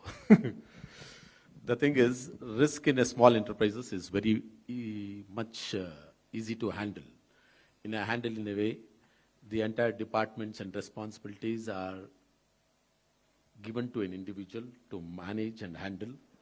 And it is his prerogative that he shows his courage and how he manages the risk. And every time, it is very easy until unless it is not so complex to handle a risk factor. And especially in a smaller enterprises, risks are relatively low because the risk is always covered, or rather, I would not say it is insured. It is taken care well beforehand, even it gets exposure. So relatively, the risk factor is very cautiously we move because it involves a hard-earned capital. And capital is something which we believe is only to generate profit and not to afford to lose it. And this principle keeping in mind, we always ensure the risk is low, and when it is high, we ensure collectively it is decimated, and we also learn from the previous mistakes or failures that we have attained. So that would be the key thing to cover the risks. Super. Dr. Damle, your very interesting project, Save a Mother Foundation. Do you think it's a risk or it's an opportunity? Quickly in 2 minutes. Yeah. It's a big risk because challenging. We started in Amethi, who represented what a Amethi place. for. We wanted to show that what others could not do, we can do. That was the only aim. Because the infant mortality and maternal mortality rate was so high, it's a shameful rate, and we have brought it down to the US standards now. So it was a risk because politically you will be looked into differently. Plus, challenging a place which is not known to us. Okay, my partner is a doctor, and he was a major in the Indian Army. So he's always excited when we do risky things. Only thing I need to do is keep it secret from my wife. Good. Chitty. One big risk in the insurance industry. So like, for example, you wanted to do something, then you go tell your bosses and then, or whatever. No, this can't happen, then it will collapse. But you still went ahead and did that one thing. Just take us through that in 2 minutes. Yeah. So we launched first in the industry, UPI QR code payment to renew the premium and also to buy the purchase. So currently, if any of our customer wants to buy their insurance policy, they come to the website. It takes 2-3 minutes, the payment gateway page. What we did is we did a dynamic QR code, pre-embedded one. So the QR code comes to your email ID or through a mailer or on your phone, on a WhatsApp.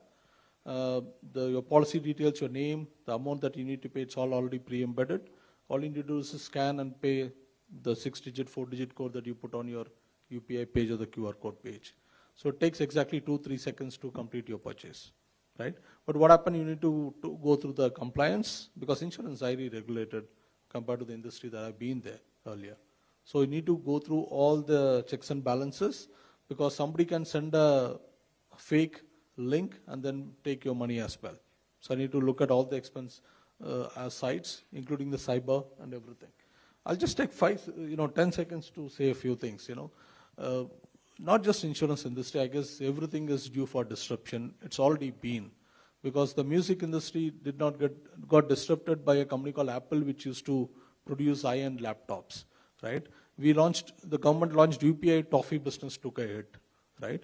And if you look at Netflix and Amazon Prime, largely benefited the Zomatos, Swiggy of the world. So there is an interesting case study on who's your competition, right? It's not your direct. Because when BlackBerry went to zero, they had a 35% market share. And they thought the play that Apple has bought in is on the hardware side. But later they found that it's not the hardware of the App Store, which is on the software side. Because BlackBerry did come out with a touch phone. But the success of Apple is on the App Store, not necessarily on the hardware side, right? So what I want to say is that not just insurance industry, every industry is going to be due for disruption, and you don't know who your competition, who's your disruptors, who your partners are. Super. Madan sir, I wanted to ask you, see today we have a wide set of people here. Okay, tomorrow if let's say you have somebody who's doing very well in his job, suddenly after seeing the panel discussion, he decides to become an entrepreneur. He decides to become an entrepreneur, leave his job. You ask him, why are you leaving? He says, no, I'm really inspired by Mr. Madhavan. I will leave my job. Okay, I will become an entrepreneur and I will take risk. So in a situation like today, because you started it somewhere in 1995, 95, that's when? 2005? 2005. So what is your advice? I know it is a very difficult question for you to answer in 2 minutes. So should they hang around with the job what they have Because you are assured of increments every year, right? Why take that risk of identifying an agency, creating a brand, creating different colors? When you're being paid well, you have your EMIs to take care of. Why should somebody become an entrepreneur? Why should somebody take that risk? Quite a complex question yes, put. Word of caution, after the summit, don't enter into business just because we all spoke here. It's not as easy as what you see. And don't hold me responsible, Shankar. To me, risk is nothing but it is a manifestation of fear or uncertainty. When we want to do something, we don't feel like doing or we feel it is risky to do is because we are scared of what we are doing or there is no clarity in what we are doing. This one has to be very clear whether you wanted to become an entrepreneur or you wanted to continue in a job. You must know yourself first, what you are. The rest of the thing happens smoothly. To know what you are, you have to work towards building yourself to be somebody who can resist things that is not convenient to you, things that is not pleasant to you.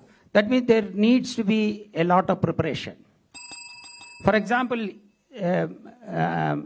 Mr. Shankar just asked me, you worked for quite a few years in an organization. I worked for about 30 years, exactly 30 years in my organization. And suddenly you stumbled upon business. Did you never thought there is a risk in this business? I didn't thought that it is a risky because I had competency on the business which I am venturing into. I had capability in setting up the business. When I say capability, you should be resourceful. For example, one of the toughest thing in any business is getting right people at right place. If you fail to get right people at right place, you will not be able to do your business fairly well. Now, from where will you get right people at right place? Question number one. Question number two is, how do you retain right people at right place so that they become a part of your business? For instance, in PEPS, we adopt what is known as learning organization. You may believe, you may not believe, my vice president was purely an operational person. You know, he worked abroad in operations. He is a qualified MTech fellow in mechanical engineering. But he became vice president marketing and he did extremely well and he is doing extremely well. That means the organization taught him how to do marketing by teaching him or involving him in the basic marketing concepts and thinkings. So two things, one must be clear. If you know yourself what you are doing, if you are capable of doing what you can do, then rest of the thing will not be a hindrance for you. Risk is again, is your fear or uncertain. Did I answer your question properly?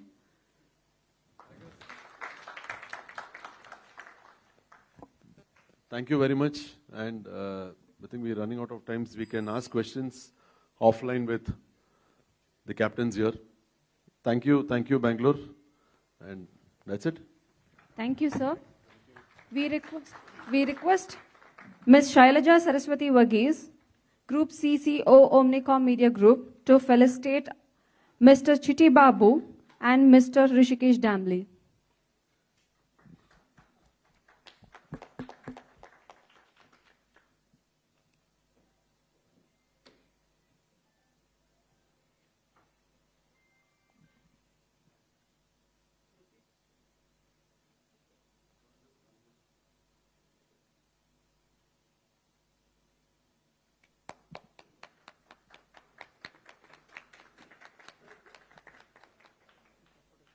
I kindly request all guests on stage to gather for a picture.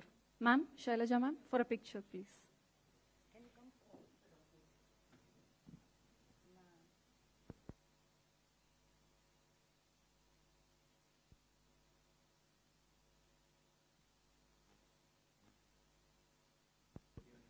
Everyone, one more picture, but just in front of the table, please.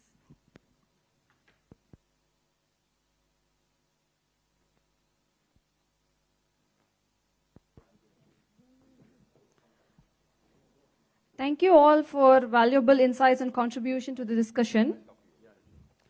Let's move on to the next leadership session 2. May I invite Amin Lakhani, Chief Executive Officer, Mindshare South Asia, as moderator. I request Mr. Gagan Sehgal, Senior President and Chief Operating Officer, Page Industries, Mr. Jairam Rajaram, Managing Partner, Brill, Mr. Anil Palala, Co-founder, CEO, Silly Monks Entertainment Limited, Mr. Harsh Bandari, CEO, Republic Media Network, as panelists on stage, please.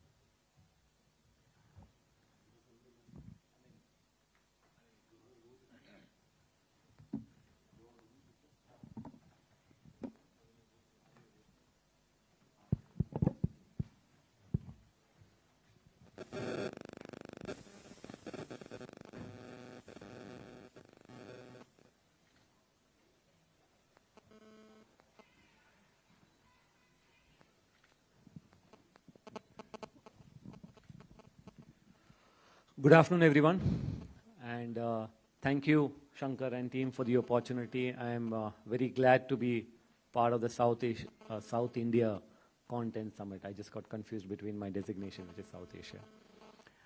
Right. So, you know, one of the most important things that we do when we come for summits like this is to meet new people, and like many of us here, I've met 3 new friends today, you know, on this dais. I've been knowing Harsh for the longest time, and we'll talk about that. But other than that, Anil from Silly Monks, Gagan from Page Industries, and Jairam from Brill are 3 new friends that I'm making, and I'm hoping that I'll carry on this connection over a longer period of time after this as well. So on that interesting note, the first question that I want to open up, and before I open up the questions, I want to invite each and every fellow member over here to kind of introduce yourselves to this entire august audience in front of us. You can start from here. Hi, I'm Anil Palala, and I'm the co-founder of an entertainment company called Silly Monks Entertainment. We are one of the content production, marketing, and distribution network focused in South India. Harsh? I am Harsh. I'm the CEO for Republic Media Network. Last 30 years I've been into news business. I started my career in retail with Pepe, and thereon I joined NETV Media for about 10 years. I was with Times Network for about 8 years. And since 2017 till date, I've been with Republic Media Network. Yeah, hi, good morning. I am Gagan Sehgal, currently working as Senior President and CEO with Page Industries, Jockey and Speedo India. I've been working for around 22 years, started my career in banking, worked with HSBC and American Express. Then I had a 10-year career with Telecom, worked with Vodafone for 10 years. 6 years I worked in healthcare as Director with Fortis Group and CEO with Apollo Hospitals. Post that, for the last 4 years, I've been in the apparel industry working with Page. A pleasure to be here. Thank you. Thank you. Yeah. Thank you, Amin. Thank you, Shankar, for this wonderful opportunity to be here. My name is Jairam Rajaram. I'm the managing partner of Brill. And, you know, if you've grown up in South India, you might have used Brill inks. My grandfather started that. I'm the 3rd generation in this business. So I've been working for 22 years with Brill, managing Brill. And my grandfather started off this company selling fountain pen inks on a bicycle. So, you know, it's thanks to him and thanks to God's grace that I'm sitting here today, you know, after 22 years of guiding this business, almost dying as a business during COVID, and then, you know, pivoting into home care and getting into personal care, and hopefully taking on the biggies and building a brand out of India. So thank you very much. It's an honor and privilege to be here. Right. And now, you know, people in the agencies know how to follow the brief. So the brief given to me is to run a leadership session here. So, so my first question is to open up to the panelists, and a very simple question, right? What is that one leadership trait or element that you cherish or value the most, and why? Okay, for me, we are more like a startup. So for a startup, it's always a bootstrap budgets, right? So what we have done is we have positioned ourselves as one training center kind of thing. Like we always hired freshers and train them and make them experts in the particular domain. And thankfully, we have kept our budgets in control and made a successful route into it. And even today, we hire more freshers than existing senior executives.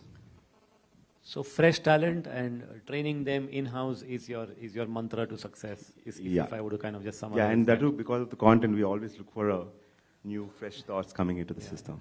Yeah, that just invites me to ask you a follow-up question. If you didn't have budget constraints, would you still hire freshers, or would you hire some other people? I think I'll still continue to do that. So then budgets is not after there. 10 years also, we're doing the same thing, right? Yeah. So then, budgets is not the thing. I think hiring fresh talent and then grooming them in-house is your mantra to success. Good, thank you so much. Harsh? Yeah, actually the feeling of being an entrepreneur while you're at job is the one thing which I cherish the most. And, I would like to say on behalf of every team member in Republic Media that it has a great feeling of empowerment, feeling of entrepreneurship while you're at the job, which we all cherish. And yes, the adrenaline and the passion that we are a very young team, a young brand. And over the last 5 years, all of us have got the opportunity to be part of some startup every year. So that's something which I really cherish. Nice, thank you, Harsh. Nagan? Yeah, so what I enjoy basically is working with large teams and creating value to people in terms of growing fresh talent. The hallmark of leadership, as they always say, is creating more leaders. So that's one. Second, I think you can do this by being a very decisive leader. And I've always believed all my life that leaders come and go, but the ones who are remembered are the ones who have taken decisions. Whether the decisions are right or wrong, but people always remember that this guy came, had a position, he was a leader, and he took certain decisions. And more often than not, they turn out right if you take the decision with the right heart and with the right data. So I think the decisive leader who makes difference in the life of people is something which I really enjoy. Thanks. Like there's an old adage which says that, great leaders take decisions and then work to making them right, in a way, right? So thank you, Gagan, on that note. Yeah, so, today at Brill, we are fortunate to have touched the lives of 500 million people over 60 years of our existence. So, That's quite commendable. So the leadership trait that I feel is most important is credibility. When I first joined the organization, every time I would want to bring up a change, a call would go to my father, saying this guy is going to mess the company up. And because I didn't have credibility. So as a leader, it takes time to get all stakeholders on board, whether it is trade, whether it is your own employees. People have been there before you. So I think acknowledging the fact that you've got to build credibility, in my opinion, is the most important trait of a leader. Wonderful, wonderful. And talking about credibility and then building out, it's been quite a journey for you, Jairam, right? And right from what the company originally started off to where it is right now, I think there's some amount of transformation that you've kind of been through. You want to tell us more about your journey in the last few years, especially when your company was transforming? Yeah. And the challenges from it being a local brand to fighting the mighty global leaders. Yeah. So as far as my journey is concerned, as I said, I started around 22 years ago, and so I worked all of 9 months at Infosys because I wanted to prove to myself that I can get a job after my engineering. Post which I joined the business and then did my MBA and got in And my father is a kind of leader who wouldn't tell me what to do. So, for several days I would go in and sit in office and not know what to do. So then I said, okay, let me go into the market. Okay.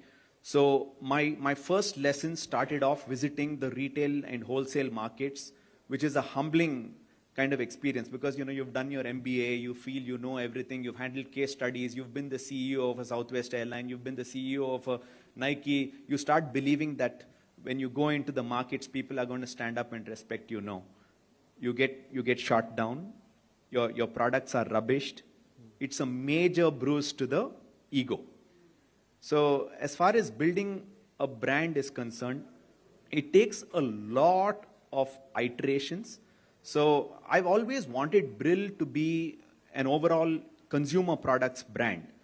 So we were a one product company for several years. My father diversified into allied school and home stationery products, some office stationery products and things like that. When I came in, I started bringing in many more products, and the journey continued. We were chugging along till COVID hit. When COVID hit, nobody in our wildest imagination had thought that schools would be closed for 2.5 years. When schools were closed for 2.5 years, we were literally at 30% of revenues. And we had salaries to pay. By God's grace, we were able to pay everybody and not let go of anyone. But that's when, I was literally hit on the back saying, this is the time that you've got to pivot and move into categories. Being too focused in one industry also can become a challenge. So that's when, we diversified into the home care category, and soon we'll be getting into personal care. And we are looking at some category disrupting changes that are going to happen. I can't speak about it now, but this has broadly been my journey. Having said this, I mean, if the audience can get a mic, I'd like a woman to answer this. Is there anyone who would like to volunteer? Anyone? Any woman, please? Yeah. Can you pass the mic to them?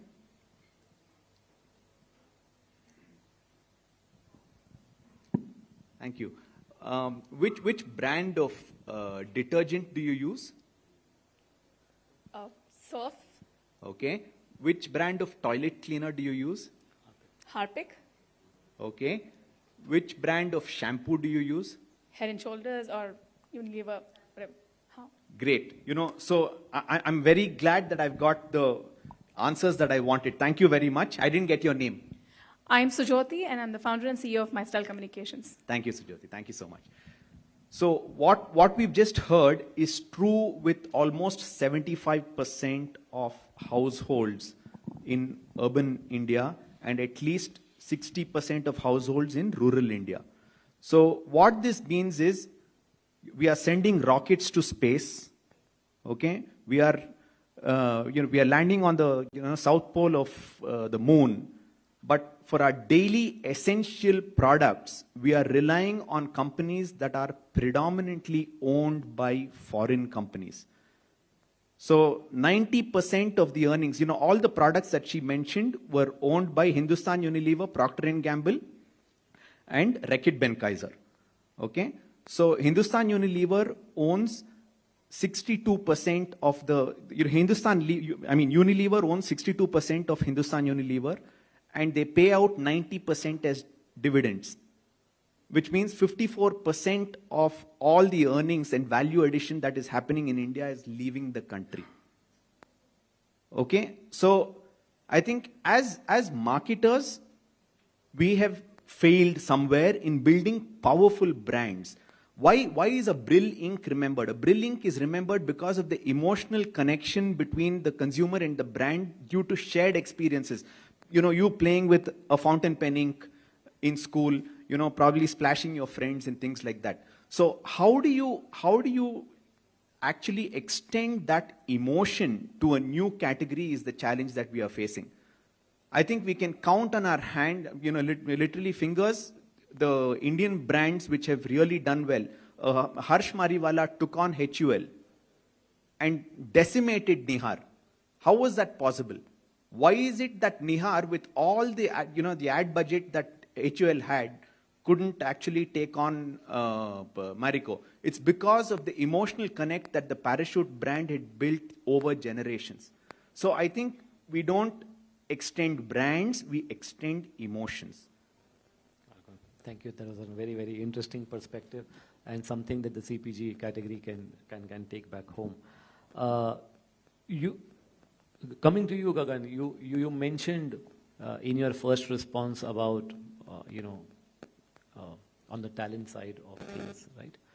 And I just want to come to you by saying that what are the initiatives perhaps in your company that you specifically are trying to drive to make sure that it becomes a place to work for, Page Industries looked up to as a company to work for in your industry? That is one. And are there any specific initiatives or areas that you do to kind of retain great talent in your organization? And I have a follow-up question to this, but I just want to warm up the audiences with this starting question there. Yeah, so I think, we have to go back to the history of Page when it came to India, and our chairman from Philippines came in and started this brand, being the licensee of Jockey.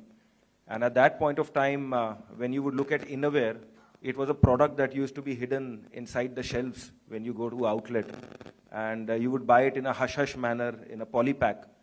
But I think it was the vision of that man that when he came to the country, he brought Innerwear out of the closet and out there displayed, right? And the fashion shows that happened at that point of time and the entire pride around the brand, that people started shopping for innerwear and apparels with more pride rather than in a hush-hush manner.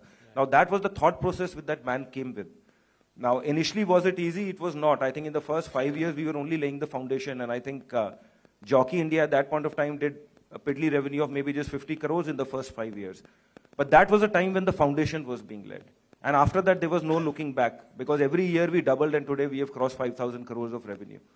So the entire DNA of the organization is being very close to the consumer, what the consumer wants, to be disruptive, right? And to have a business model that is sustainable.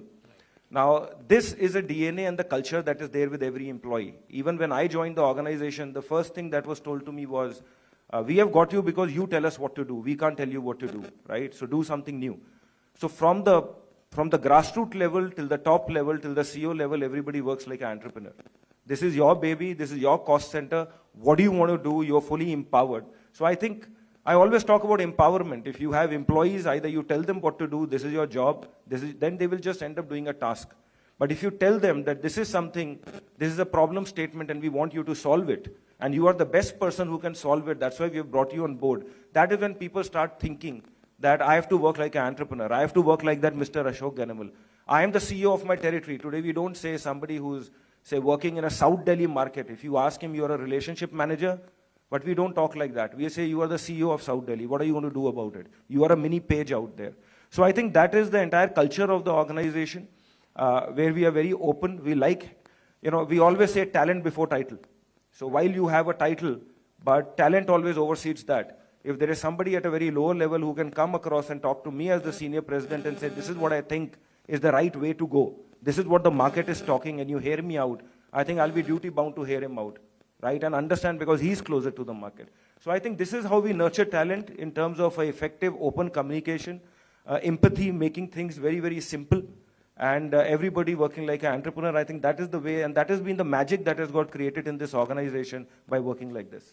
Wonderful. I think the people over here writing the news articles have really found a wonderful headline title, talent before title. I think it's a wonderful way to articulate and sum that up. Thank you, Gagan.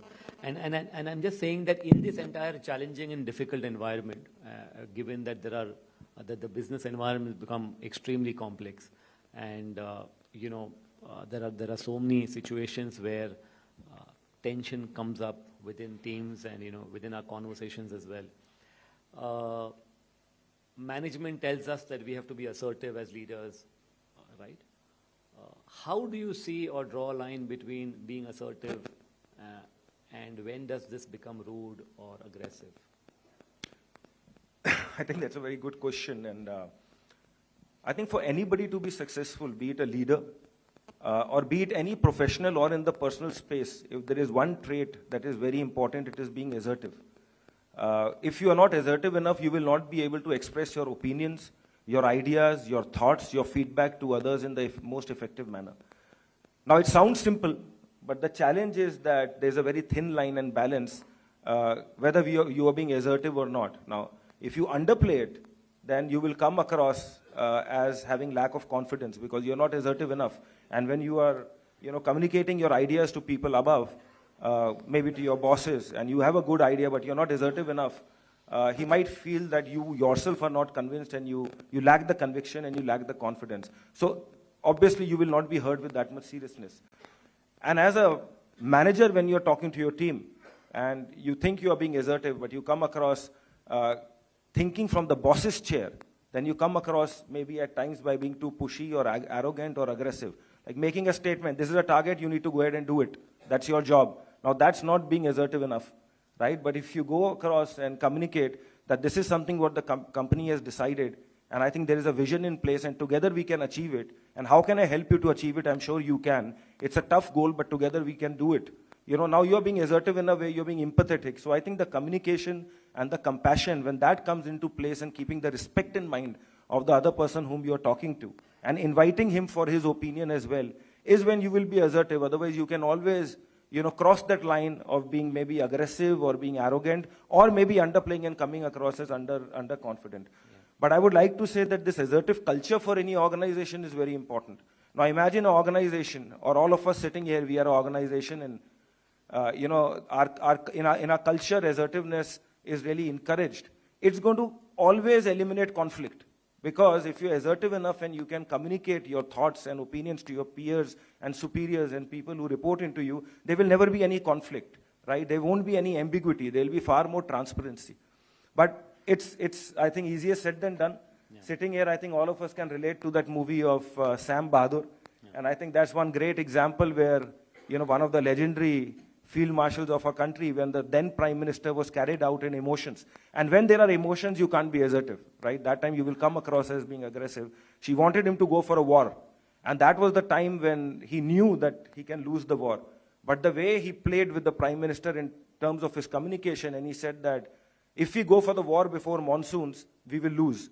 But obviously, you are my prime minister, you still tell me to go for a war, I'll go ahead and fight it. So he said, I will go ahead and follow your orders, though I don't believe in it. But he also said, if you allow me to wait till monsoons, I will win this war for you.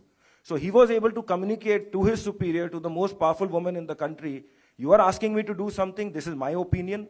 He was assertive, but I will still follow you if you believe in yourself, but I can tell you as a subject matter expert, we will lose. But if you listen to my opinion, we will go ahead, wait for a couple of months, I'll win it for you. So I think that thin line when you communicate, to people above, peers, or people reporting into you, I think that balance is the key. And I think compassion and the right communication is the key towards being assertive in the right manner. Very wonderfully said, and it actually took me an extremely passionately articulated point as well, right? It actually took me back to the opening session this morning where Swamiji said that, one needs to really gather the courage to say the right thing in a nice manner. If I were to just connect the dots between. So I think the theme for the day is saying the right thing in a nice manner. And that brings me to my friend Harsh from Republic, right? And very interesting background and history. I know Harsh from when he was in NDTV. And Harsh, I want to ask you that same question, that when you were in NDTV and then there was news, and at that point in time, news was niche, to news now, and I'm not news now as in not Times Now, I'm talking about news now, right? I hope there's no channel called News Now, right? How do you think news as a genre has evolved, and what do you think how has it pivoted into content creation that the world has started to make note of? First of all, I would like to put a disclaimer. I mean, if your questions are well answered, you're leading a large number of brands. Make sure the RO size are also very large once we leave this platform. But to come to your question, I feel that you're talking about NDTV in days of 2002, 2003 when I joined them. I came from a star background where I was selling a youth channel, and then suddenly I moved to news.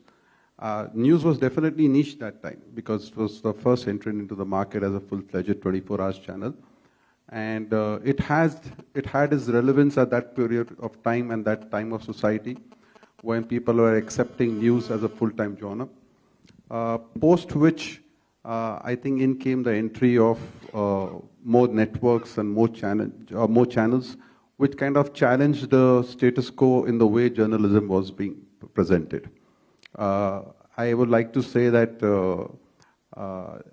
our then anchor of times now, Mr. Arnab Goswami, was the leader in terms of setting the narrative and setting the tone of the country, where he, the kind of ownership came from the audience as to what they wanted or what they expected from news as a network. Just to give you an example, if you take back your memory to 26/11 attack, or you take back to the prince falling at the Borewell, and we were at that time part of Times Now, which was an English news channel. The whole country owned up to that content. The whole country backed as to what is that the country should be standing up for, what the country should be looking forward to, or how the country united as far as the content which they were accepting at that particular time. In the current scenario of things, I think the genre has matured a lot. It has moved from Saaz Bahu, Sajish to Saab Sidi to Manoranjan during afternoon time to about 100% news, and that's the space which Republic Media has set the tone and kind of owning it right now. I think as a genre, it has been taken more seriously, especially during the phase of COVID. Just to speak a little bit of data backing this is that there was a time where news was having a 4%, 5% share as far as viewership in the total of TV viewership. It moved to about 10% average, and during COVID time it moved to about 18%, 20% share. That kind of showed the acceptance of the viewers, consumers, advertisers that yes, it's a serious genre. It has definitely taken a center stage as far as whether it's advertising, whether it's the media mix planning, or whether it's their information, which they are kind of expecting from news channels. So I feel that yes, it has come a long way. I mean, from 2002 to 2023, it is now kind of setting the tone or setting the pulse of the nation as far as the content is concerned. Yeah, that was for me, for the entire panel, or only Harsh? Because somebody was ringing the bell. Yeah, I'm not used to speaking on the mic so much. No, please note he's also a sponsor. Sorry. Yeah, just coming back to Anil, tell us about your journey in Silly Monks as a company, and in terms of content creation, and how has it matured in the Indian context? Silly Monks, we predominantly started as a YouTube network. We are one of the enterprise partners with YouTube, and our role is to empower these many independent creators to make YouTube as their primary revenue source. Right. So today, as on today, we manage about 450 plus channels, various independent creators. So it's like content from a short content to taking it to a bigger speed. Today, the creators are coming on to YouTube, OTT platforms, also television channels. So the formatted content has been adapting now, and the other side is the film side. Like we have produced about 5 films so far. The reason we have got into films is like majority of the investors from various industries try to get into film as an entertainment. They end up with some random mediators, and that's the reason entertainment is never considered as a industry per se, right? So we are trying to bridge that gap, where being a bridge between investors, creators, and the market, and make it as a profitable venture. So we have got it to this phase. Like, we just finished 10 years. Extremely exciting. The reason why I find it extremely exciting is because content play in the country was always with people with deep pockets or great network or and some such thing. But converting this into from a startup perspective and making it as successful as you all have made, and then listing it into the exchanges. Just tell us how this journey has been so far, because it will be inspiring to know that. Yeah. So, I mean, going public is like, the thought should be from day one. The way when the inception of the company, where me and my partner, Mr. Sanjay Reddy, is not here today. Anil, you want to hold the mic very, very close to you, because people can't. Can you hear me now? Yeah. So, going public, that DNA has to be there from day one of the inception of the company.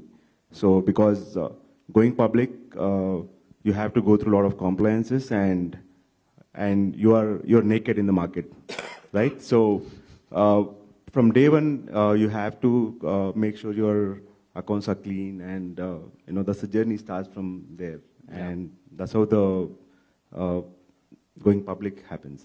So it was a great journey for us. It's a learning, and every quarter is a chase, as we were just mentioning, and it puts onto the nail and make sure that we are performing, right? Yeah. On the stock market journey, it wouldn't be right if I don't invite Page Industries and Gagan to share his thoughts about how has this company managed to keep the premiums up for years together, and even till now, if I have to invest in Page Industries, I keep thinking that should I or shouldn't I, and all of that. So, but Gagan, over to you, and just tell us, because it's an incredible task. I mean, doing an IPO is one stage, sustaining in it is the second stage, but making sure that there is, the multipliers, the premiums throughout your journey are intact in place, and that is wonderfully done by Page Industries. So can you throw some insights onto it? Yeah, but your question that you're still thinking whether to invest or not, of course you should. Okay. So, yeah, I think it's been an incredible journey when it comes to the stock prices of Page. And I started by saying in the previous question, I think it's the strong fundamentals which the company started with. Now, when a company enters, and Page was a startup 25 years back, there is always that greed of whether to take shortcut or whether to invest in long-term sustainable business, which will continue through the tests of time. And that is what Page did. Now imagine at that point of time, you launch an apparel brand and you launch an innerwear brand. It's very easy to go to your large format stores and discount yourselves and give into that temptation to immediately get the immediate revenue and sales, right? To prove to yourself and to the consumers at large. But I think that is what didn't happen. And I think one very strong thing of Page is that the way we have built our entire distribution network. I think this is the only apparel brand today which gives direct service to almost 120,000 MBOs across the country, apart from being present in the large format stores and the D2C business, and apart from having our 1,400 own company-owned stores, which is our exclusive brand outlets, where the consumer can come and experience your brand. Now, this is the reach, which is very important. But before the reach, what is important is the quality of the product. And, while you had asked a question, I'm sure if I ask most of, especially the male members sitting here, how many are jockey consumers, and do they even think before buying jockey? I think it is intuitively ingrained in your DNA. When I go out and buy an innerwear, I will buy jockey. You don't even need a reason. You know it. If your wife is going and shopping for you, she'll pick up. This is the style I want, this is the color I want. And I've been buying that for years because there is no reason to change, because the quality standards have been maintained over the years and only become better, right? The fit, I don't think anybody can ever come and really match up to that. So because of that, you have this dominant market share, which has only been increasing with time. I've worked in healthcare, and I like to give you this example, and I've headed one of the largest hospitals in Asia, and which are JCI accredited, where the people who look at quality are maybe 5% of the total hospital population. But in Page Industries, I was surprised when I went for my induction to our factories, and most of it is in-house production, so you are in control of your quality. 30% of the manpower invested in factories are looking after quality. So which shows that the focus on quality is so high. So because of which it's the, the confidence of the consumer, and which brings in the confidence of the investor, which feels that while you are a dominant market leader, there is still so much more to do. There's still so much headroom to do. They have so much confidence in you. And the kind of expansion that we are doing, you started with Innerwear, but today we are the largest athleisure brand in the country. If you look at Jockey Juniors, I mean, there is an entire world out there for children where we are making remarkable products, right? When you talk about women innerwear, we are just penetrated by 8%.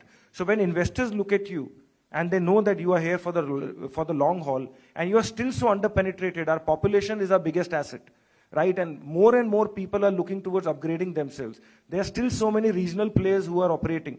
But I think all the economy segment consumers eventually have that aspiration to move to affordable premium, which is what Jockey gives. So I think we are very, very confident in the entire strategy that we have in place and the strong fundamentals. I think that is the reason for the stock price and the kind of dividend which shareholders are enjoying quarter after quarter. I don't think too many brands can really boast of that. One more investor is on his way. Okay, coming to you, Jairam. A very incredible story of pivoting into business and then now fighting the big multinationals, right? We want to hear about your perspective on importance and value of customer care, right, in your business from your perspective. Yeah, so, ever since I got into the business, I put the customer at the center of whatever we do. Instead of, going on a theoretical basis, I'll give you an example. So there have been many cases, like this. All of us are in the hospitality business today. So you're not just a product business. So, the jockey story tells us how the consumer is king. So let us say, this was around 2015 or 16.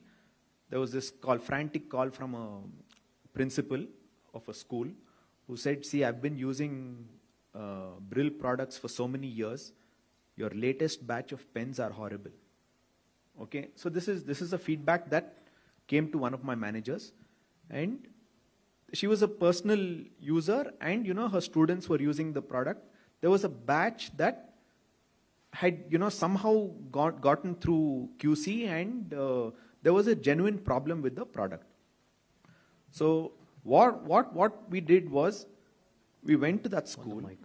Yeah, the manager went to that school, made sure that the principal got a range of our top end pens, came back and told them that for that particular month all their students would get free Brill products. Okay, so service recovery is not only in 5-star hotels like the one we are sitting in. Okay, service recovery and customer centricity happens even with product-based companies, and we have to take that very seriously. If we don't take that seriously, we are not in business. So I tell people that profits are everything for a small business or a large business or anything, but transactional profits are not. So, your marketing dollar goes the extra mile when you put the customer at the center of everything that you do. And thank you so much for that wonderful perspective that, customer orientation and serviceability is not only in the service industry, but it can also be applied from a CPG perspective. Also, if I may take this opportunity to tell Jairam that we are with you. As a network, we are nation first. So we would like to be part of your journey. Absolutely. Yeah. I love Republic. Harsh doesn't leave an opportunity for making money here, there, everywhere. But anyway. I love what Arnab is doing for our country. Okay. So what we will do is we'll move into the last segment, and which is the audience. As much as our people are important, as much as our business is important, I think we wouldn't do much, or we wouldn't be able to shake much out of our businesses if we wouldn't read our audiences well. And Anil, starting from you, we want to hear your perspective. What is your effort, or the secret sauce of understanding what does the audience need and therefore create custom content, bring in vernacular versus non-vernacular conversation. So, being original is what the key is, and being connected to the culture is the prime point that need to be noted for any content creator when it comes to the filmmaking and all this part. Even when we do brand integrations and all, you know, it's like every brand want to reach to that particular market, and how you integrate that with that culture is where, right? So, for it, the takeaway for audience is whatever you do, be original and try to be connected to your culture. That will be a, for outside audience, it will be like, they want to know exchange of culture. So audiences, culture, nuances, very, very important. On that note, in the next 6 months, India is going to have one of the biggest spectacle, and this is not a plug from Republic TV. This is generally talking about the biggest event of democracy coming up in our country. And I'm sure all content creators are preparing for engaging the content with what is going to happen across the country, across all our states in different languages and all of that. And I want to... And thank you to the technology that, today we can, translate content to more than 60 plus languages. So you're no more regional, you're global.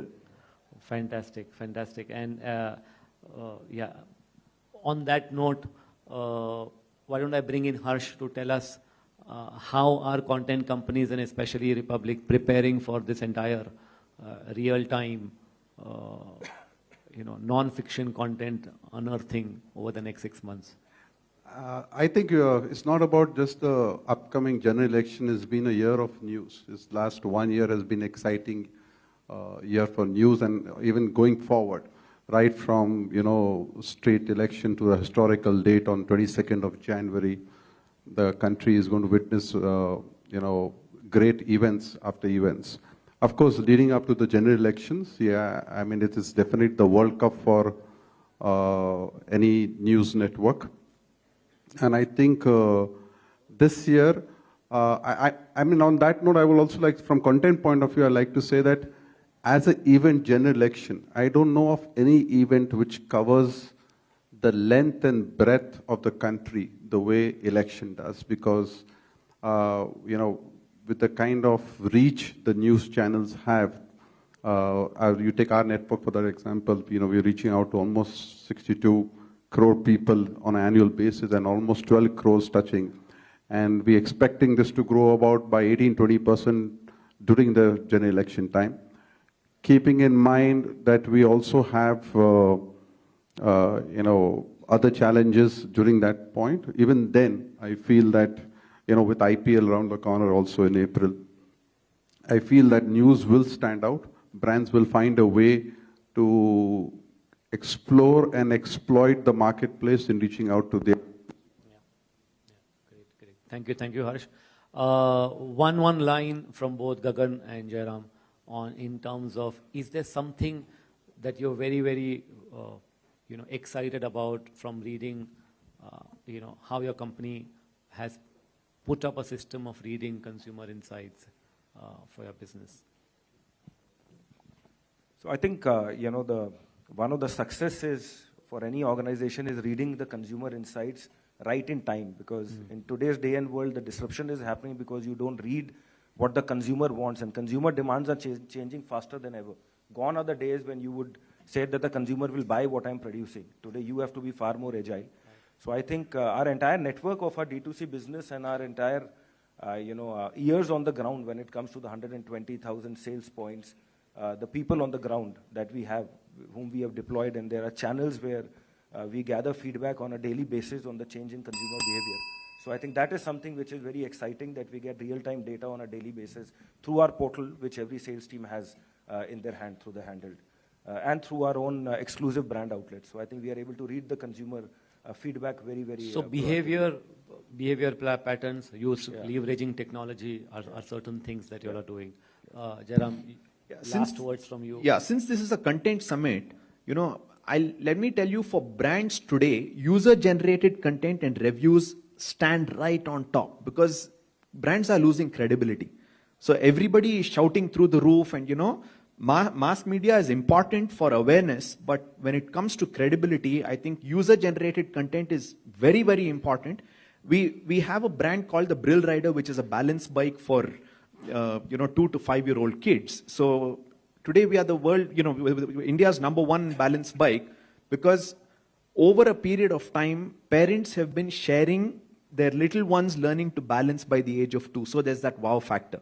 So how did we capitalize on that? We made sure that we had video contests and gave away free Brill Riders, the higher end of our Brill Riders, and we generated an engine of feedback which became a marketing engine. This is what an Apple has done to very, very successfully globally.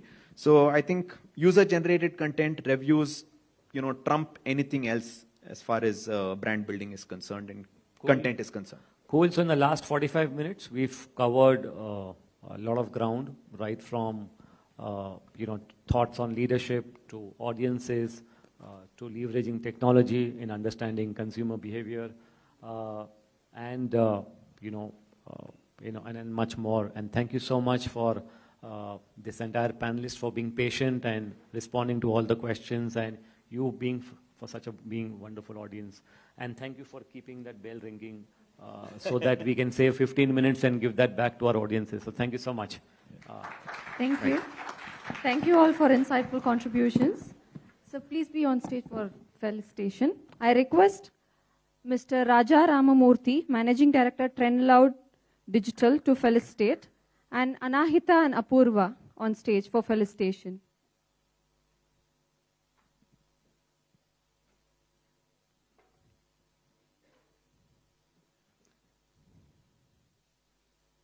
Mr. Gagan Singhal, Senior President and Chief Operating Officer, Page Industries.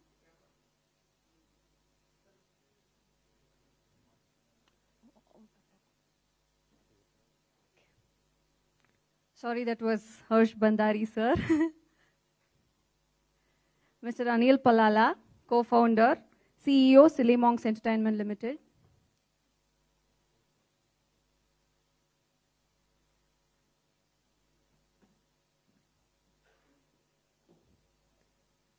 Mr. Gagan Singhal, sir, Senior President and Chief Operating Officer, Page Industries. May I have you all for a picture, please?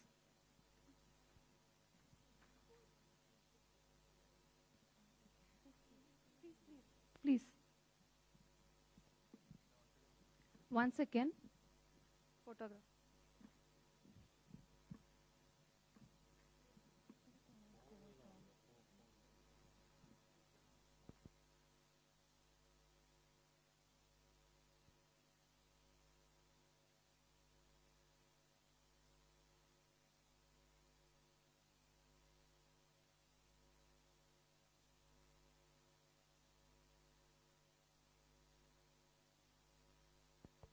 Thank you all.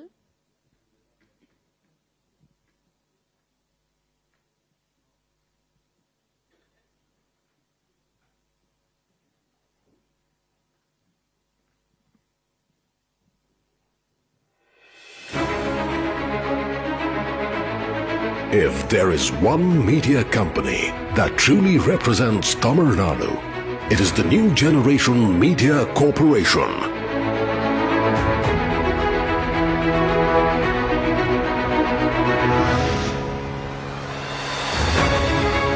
With its presence across the broadcast and digital space, PuthuyugamTV is the #1 news organization in the state. Its footprint dominates every village,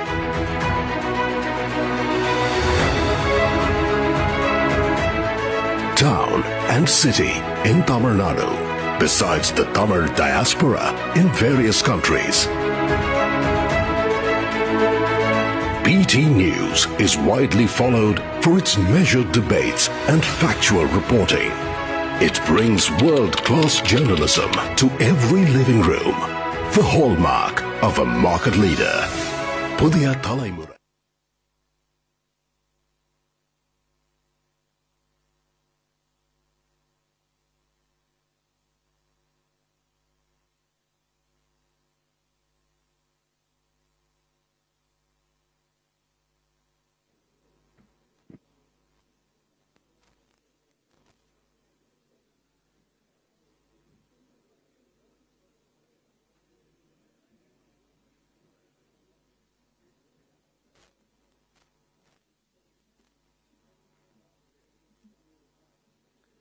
Let's move on to next panel discussion 1, elevating brand experience through content. May I invite Ms. Shailaja Saraswati Varghese, Chief Content Officer, Omnicom Media Group as moderator. I request Mr. Arjun Bhatia, CMO and SVP Matrimony.com Limited, Mr. Sundar G, E-commerce Head, General Mills, Mr. Yogesh Rohit Patel, MD and CEO, Vidvat Innovative Solutions Private Limited, Mr. Ranjit Kumar, Head Marketing, Air India Express as panelist on stage, please.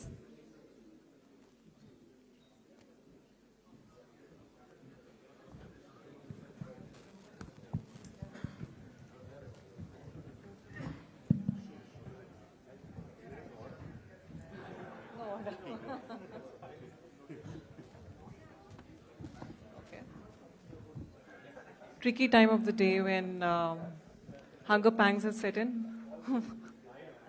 Okay.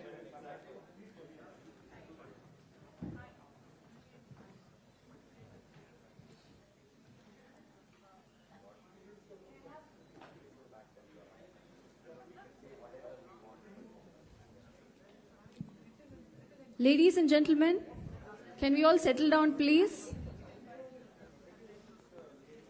Can we all settle down, please? Thank you. Thank you. Good afternoon, everyone, and thanks for your patience. I know it's that we are of the day when hunger pangs might have set in, but we'll keep it nice and engaging. This is the first panel discussion, and after all, it's content. It is entertaining, right? So we'll keep the interest on. Before I begin, I would like my panelists to introduce themselves. Arjun, let's start with you. Yeah, sure. First of all, thanks, Shankar, for having me here. So, hi, everyone. Good afternoon. My name is Arjun Bhatia. I am the Chief Marketing Officer at Matrimony.com. Some of you might know about it. It's a matchmaking company which has been there in the industry for almost 24 years now. I come with almost 20 years of experience, mostly been in marketing across my career. Started with FMCG, then a big chunk was in Samsung in consumer electronics and smartphones. And yeah, I've been here now for 3 years. Thanks. Good afternoon, everyone. Thanks first to Fourth Dimension for having me here. Privileged to be around with a lot of people. I'm Sundar. I head the e-commerce business as well as the South retail business for General Mills. For people who don't know, General Mills is a Fortune 500 company globally, foods company, there for almost 150 plus years, US-based company, around $20 billion turnover. But in India, for the last 25 years, we've been here. Popularly known through brands like Pillsbury. Pillsbury, of course, is the atta brand that people use. They also have cake mixes, food mixes, etc. There's also the Häagen-Dazs ice creams. If you come through the Bangalore airport today, you'll see a parlor there. It's one of our brands as well. We have a Nature Valley brand which handles the energy bars, and we have Betty Crocker which have pancake mixes. Good to be here. Good to share panel with all of you. Looking forward to a good discussion. Hi, everyone. Ranjit this side. I've been with AirAsia close to 13 years. I don't have multifold experience, but this is my second job. I've been with AirAsia close to about 13 years. Started as first employee for AirAsia in India, and from 2 flights, 2 departures in a week to today about and 7,000 odd departures. That is what I mean shouldering the flight. Today I manage the website for AirIndiaExpress.com, and which close to turn around about 4,000 odd crores. Yeah. Thank you. Hi everyone. First of all, thanks to Shankar and Fourth Dimension, and then Babu actually for introducing me to Fourth Dimension. My name is Rohit Patel. Actually, I had a company called Vidvat Innovative Solutions Private Limited. Basically, we are a EdTech techno-based company based out of Mysore, and we have offices all over Karnataka. And we basically cater to all rural schools, starting from Anganwadi to 12th standard in our rural language. So that's our introduction, and we already have an app on the Android and as well as iStore. So we are the only company which has got both manufacturing as well as a development center in Mysore. So that's my introduction. Thank you, Shailaja, and thanks everyone. Thank you. Thanks, everyone. So I think I would like to start with the fact that, the juries and the panelists before and the leadership panels which we had earlier, I think one thing which is coming out clear is that entertainment content landscape is evolving very fast. And that's the daunting part for any marketer today, right? The VUCA 2.0 going on to 3.0, decision-making and the pace of decision-making are the daunting factors. And when it comes to content and technology, even more, because the kind of changes which are happening in this space is mind-boggling. If you just go for a 2-day leave and you come back and there is a new innovation which is launched in the market, it's as rampant as that. Or whether it's new, short video apps during the time of pandemic, to NFT, the huge cloud around metaverse, and now as we are going into 2024, it's going to be all AI, which we already tasted in the last 1 quarter. So my first question to all of you is, how do you handle this madness? And what are the things you're really looking forward to as trends for your particular industries in content and brand experiences? Start with you, Arjun. Okay. So, see, the basic rule that we follow is wherever our consumers are going, we have to be there.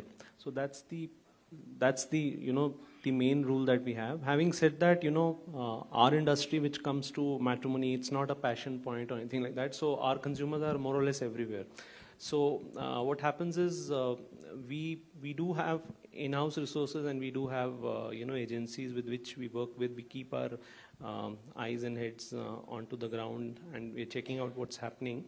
But a couple of things that we take care of is what our consumers are talking about, and are we relevant in that conversation or not. I personally, me and my team, we don't believe in this whole concept of trend jacking and all. While we do it at times, it's not that we don't do it, but we make sure that whether, as a brand, do we have a say in that or not.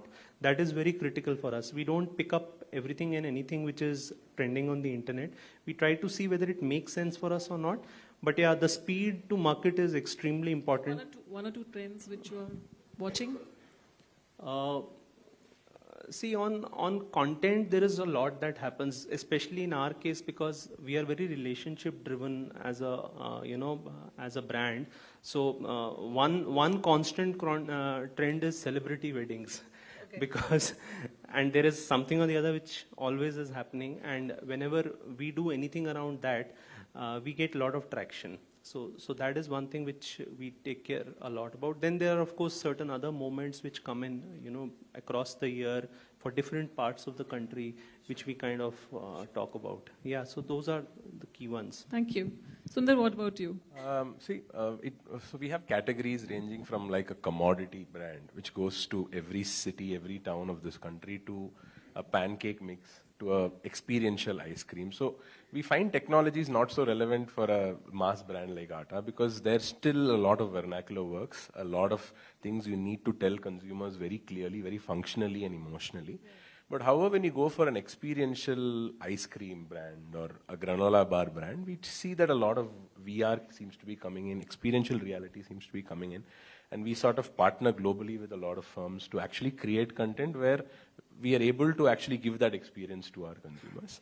We also see AI coming in, specifically from e-commerce portals, specifically in terms of recipes, giving ideas for recipes, or even AI influencers as such. But it's very nascent stage, but we see that we'll take that journey soon, especially for very niche categories, but not for the mass categories like Atta. Sure. Thank you. What about you? Yeah. Here it's more of two legs to it. So one is content and second is technology, and people are getting closer, and people know like today, like why your flight is delayed, or what is my alternative, how do I get my refund, and all of these things are people are aware, and how do we make it transparent to them, or how do we make it go closer to them. Like the recent use case, what we're looking at, collaborating with ChatGPT. And instead of your search, going and press 1, 2, we made it more of type, do I fly to Goa? What is my baggage allowance to this flight?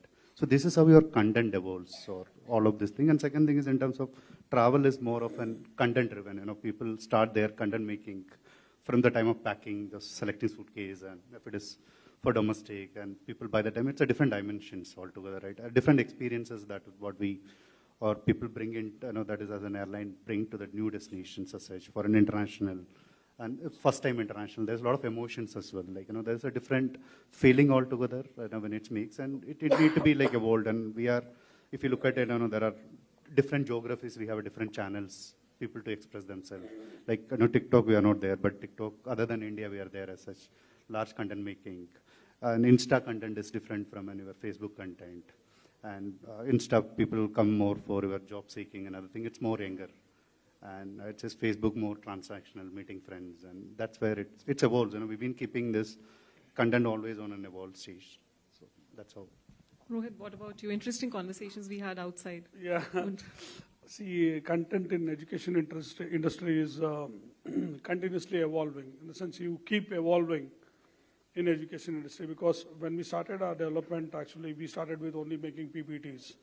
Okay, and then teachers started saying that, no, you're just reading out whatever is there in the textbook. Then we started making animations out of it. So we started with 2D animations. And then 2D animations, kids did not find it so much interesting. Then we started doing 3D animations. So today, actually, after nearly six years in the content development, actually now we are into metaverse. So we are into immersive education. So that's the need of the hour now. So it's continuously evolving in the sense we need to continuously update ourselves, because kids nowadays, they know what is actually happening in the outside world, and they want the best one, actually. So that's what I think. Now we are introducing AI also in metaverse. So that's content is evolving. That's all. Thank you. Thanks. So actually picking up from where Ranjit said, right, on ChatGPT that they're using. Now, one of the things that we see as food brand is all our content on e-commerce platforms has gone through ChatGPT. We don't have today copywriters write down content. We are able to have ChatGPT. Most of the brands are actually using ChatGPT to actually post content on their web pages or their e-commerce pages. In fact, we are all used to taking photo shots of the product itself and people enjoying the product. Today, it's all, we have tools to actually make AI images of people who actually enjoy the photo, which is actually replacing humans as such. So those are things that we are seeing in specific top categories where the experience is very important. And as he's been speaking about, I think ChatGPT also plays a very, very critical Yeah, I think I have a conflicting point of view on this, but very prelim thoughts. AI can be your friend or your enemy or your rogue, right? It can play either way if it's not monitored and watched well. Coming to you, Arjun, influencer marketing has really evolved, right? Pandemic had its own relevance during the time because not many channels were available. But now I think the conversations I'm having with brands almost become hygiene, if I can call it, right? At every touch point, every phase of the campaign, it's like, we need to do it, let's do it, but it's not the main part of the campaign. Has it worked for you, and vernacular or its ROI? Can you share some insights around it? Yeah, sure. So influencer marketing actually has become a cornerstone of our performance marketing strategy. While the common thought is that influencers is good for some, some awareness, some consideration, but the way we are using it is very, very different. See, just to give you some context, Matrimony has around 300 brands in India, which we actively market. So it is based on religion, it is based on state. So for example, if you are sitting here, it's Kannada Matrimony over here. If you go to Maharashtra, it's Marathi Matrimony, Tamil Matrimony and all that. So we have regional matrimonies, then we have matrimony services by caste, because in India still 80% of people go for arranged marriages and want to marry within their caste and communities only. So the reason influencer marketing has become so strong for us, and especially for one of our products which we launched around 3 years back now, which is called Jodi. Jodi is a vernacular matchmaking app. It's basically for blue-collared workers, you know, your typical cab drivers or retail sales girls, petrol bunk support people and all. So earlier they didn't have access to matchmaking or matrimony products because the products were very complex, and second, they had a lot of apprehensions about the product, you know, whether it is for me, is it safe, trustworthy and all. So when we initially started marketing, obviously we also thought TV, brand campaigns and all that. We quickly realized when we did the test markets in some of the regions that probably this is not the right strategy. And that's when we started looking at influencer marketing. So rather than brand speak, we went for influencers, and over here influencers were not your typical, you know, micro, macro kind of influencers. They were all very small nano influencers who are more content creators than really influencers. And the advantage with those guys were, they were speaking the language. Second, you know, they were talking about the use cases on why this service is good for them. So authenticity, yeah, authenticity, credibility, peer-like communication, that started working. And now it's been over two years since we have been doing influencer marketing, and the way it has worked is, I think in a year we do minimum of 150 videos. So there is like almost, you know, one video coming every other day. And this is all put into performance marketing campaigns, and we see very good ROI coming out of them. Yeah. Great. Thanks for sharing. Sundar, what about you? We do a lot of influencer marketing, and we also go very vernacular because one of the categories that I spoke about, the atta category, is eaten for different purposes and used for different purposes across states. It's a staple diet, for example, as roti is a staple diet outside of northern of the Vindhyas, but in a state like a Tamil Nadu or Andhra Pradesh, it is used as a weekend or a healthier alternative for rice, right? So when we have influencers who are regional or vernacular in nature, it really helps to drive home the message. We've had a campaign around a couple of years back where we're talking about kitchen is for everyone. That was a time when people were actually, all members of the family were cooking together post-COVID, right? So at that time we had a campaign which was called Not So Round Chapatis. Because one of the struggles with chapatis has been you never make it round. It's very difficult to make it round, whereas you can make rice very fast. So what we did with that campaign is we went very vernacular with that. We had separate influencers who were working in specific parts of TN, specific parts of AP, specific parts of Karnataka, because each one had a different objective. Whereas if you go to Gujarat, we're telling them how to make rotis faster. Here we're telling them what are the health benefits are there along with that. So for us, vernacular gives us reach in this category, and specifically for atta as a category, it Does really it drive, trigger the downward funnel ROI? Because there's always this question of business metrics versus media metrics, right, when it comes to influencer. Absolutely. So see, the consumers of food actually shop everywhere. They shop in a e-commerce portal, they shop in a retail shop, they shop in a modern format store. So for us, only when it's sustained, it starts influencing the business metrics. If it does it a one-off or a 1 month kind of an initiative, it doesn't work. When it goes for my sustained campaigns, then it really starts picking up in terms of business metrics. Minimum sustenance campaign would be what, 6 weeks, 8 weeks, or it'll longer? be 3 months. So 3 months, 3 minimum, months, in 3 months. influencer marketing. Yes, 3 Loud and clear. I want everyone to hear this. This is very, very important point. And brands do look for performance within a week of influencer marketing campaign. It doesn't happen. Thanks for making that point. Over to you. Shailaja, in our case, probably if you look at influencer, probably we were one of who started pioneering influencer, right, and way back. Just before influencer marketing, it used to be a fam trip with media to familiarize the destinations. How do you get to know Bangkok, or how do you get to know Maldives? So this is where very primarily like influencers use this, taking influence to a different destination, talking right about it, writing about an airline. This has been at an initial level. It was at the top of the funnel. Then we started, then the digital things evolved. Then the digital, when we started, one of the use cases which I want to talk about was, we started a flight to Chennai to Bangkok, and people wanted to go to Bangkok. But people don't know how to get to passport. It is way back in 2016, where passport was the entry barrier. Like now only, you get a passport in 7 days or weekdays. That time it was 30 days, 60 days. We used another influencer, somebody called RJ Balaji, like quite familiar in South. So we did a program called Bangkok with Balaji. We started his journey from his applying for a passport, then he's going to T Nagar to buying shop, then he's going to Thousand Lights for exchange currencies and other things. We taken different journeys of getting to a foreign trip, and he's applying with, we worked with the Ministry of External Affairs as well, and we get him to apply for a passport real time. So this was all captured over a journey, over a radio, then over a period of time. Initially, we were trying to fill in the Bangkok flight, and after that, it became like, weekly 2 flights. It was weekly 5 flights. It became 2 weekly 14 flight. That is a kind of influences which influences make to your brand as well. So when you're talking about the messaging, right?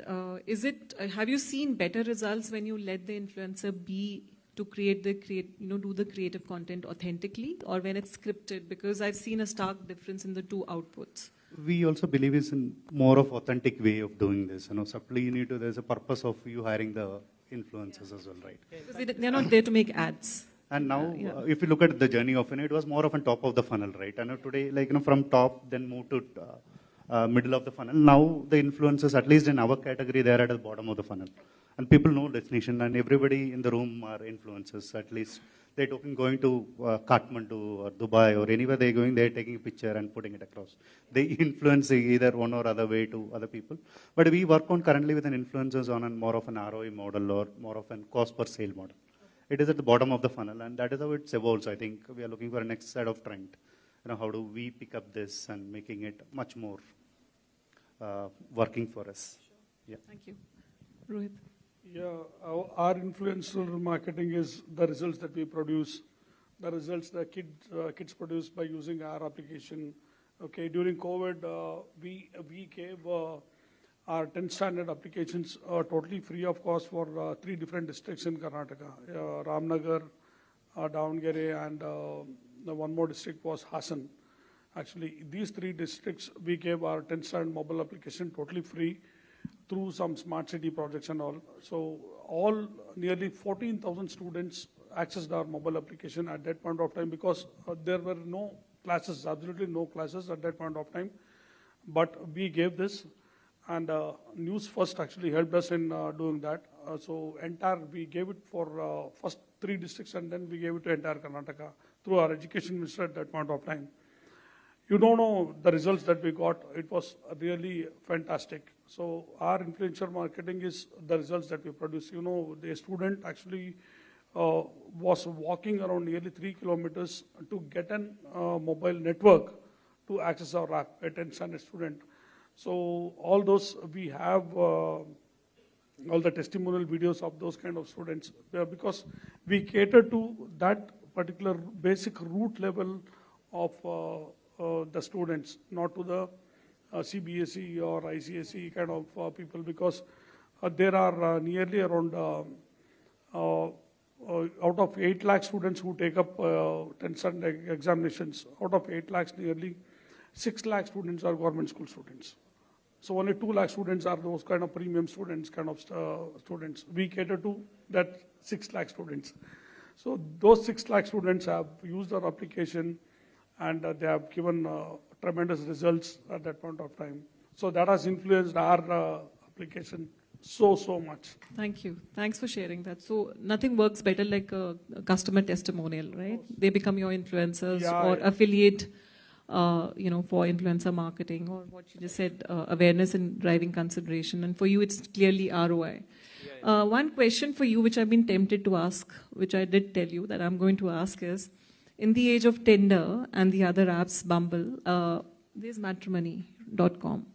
How do you spice it up? Is there any approach through AI, tech, or any new innovations which you're bringing in to make it more palpable to Gen Z and the new audiences?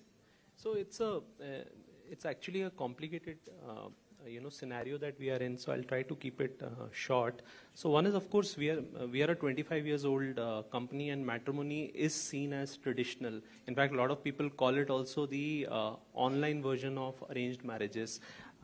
So there is a brand journey that we are taking, obviously, the communication that we are doing, all these newer innovations that we are bringing in, be it influencer marketing or having a heavy presence on social, trying out newer things like, UGC content or... You did something with virtual influencer as well, right? Yeah. So, so I'll cover that also. So yeah, AI is important for us, and the way we are using AI, couple of places, of course, few are in the works also. One is we are using AI at the back end for making the recommendation engine much more stronger. So if I have a profile on Matrimony and I'm looking at certain profiles, so the engine should be able to know that, these are the kind of interest or behavior patterns I have. So I give the relevant matches to that customer, because there are millions of people on that platform. How much can you search, right? It becomes overwhelming. So that is one which is at the back end, where we are making our recommendations engine stronger. The second one is in the front end, wherein a lot of people when they are building up their profile, they don't know what to write about themselves, or what is it that they are expecting in a prospective partner. So AI can actually help you with certain prompts. Once it starts understanding a little bit more about you, that what is it that you should talk about yourself. So you give certain prompts, and it will give you some recommendations, which then you can put up on your profiles. So that's the way we are using AI, and all these initiatives are towards building the imagery of the product, also the way within the product to compete with the Tinders and the Bumbles of the world. First of all, they are not our real competitors, because they are more in the dating space. It's a little casual, while Matrimony is a more serious kind of a player. So the TG is slightly different. Dating normally is early 20s, Matrimony or matchmaking is mid 20s to early 30s. So people graduate, but they have to have the similar kind of experience. So we are looking at the UI, the UX, the communication. So it's a complete package on that. Coming on to the AI campaign that we did last year, it was during Valentine's, and at that time AI had just come. I think it is the first brand campaign that was done in India on AI. So what we did was we created a virtual person. His name was Aditya Iyer, which was the full form for an acronym which is AI. He came on Instagram, and within a week.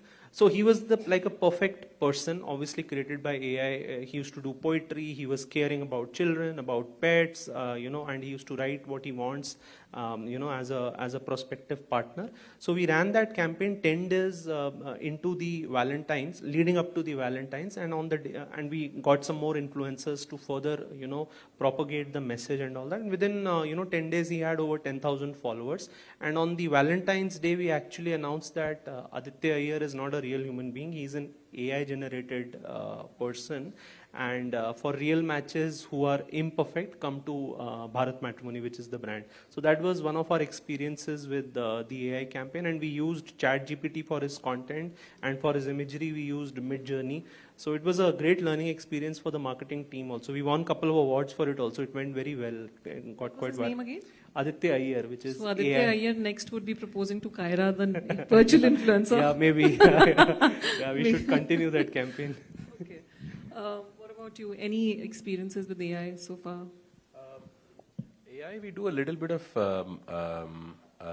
recipe stuff where consumers can actually, like, for example, we have a lot of food-based products, right? We are ready to cook brand. So we use AI a little bit to actually suggest what they can do. Suppose we want to today make, say for example, a butterscotch pancake with toppings. They give us recommendations. We start sending out content on videos on how to make it, and then give a list of items that they have to add to their cart. So that becomes some part of where they are able to make the whole meal for themselves, rather than only take products of, say, our products as such. So that's some way that we've used. But largely, it's just in evolving. We've just used, as I told you previously, for our e-commerce content in terms of pictures and for text. But we've still not gone fully into AI influencers on Instagram as such. Yeah. Thank you. For you, Ranjit, wanted to really know more about the Fly Like a Superstar campaign and Kavali. Yeah, it's an evergreen campaign, right? Something that you have created first time, like, have you seen in Rajinikanth flying, right? Like, we wrapped it up, and in fact, we don't fuel this aircraft, right? Rajinikanth power flies itself, so it saves a lot of cost for us.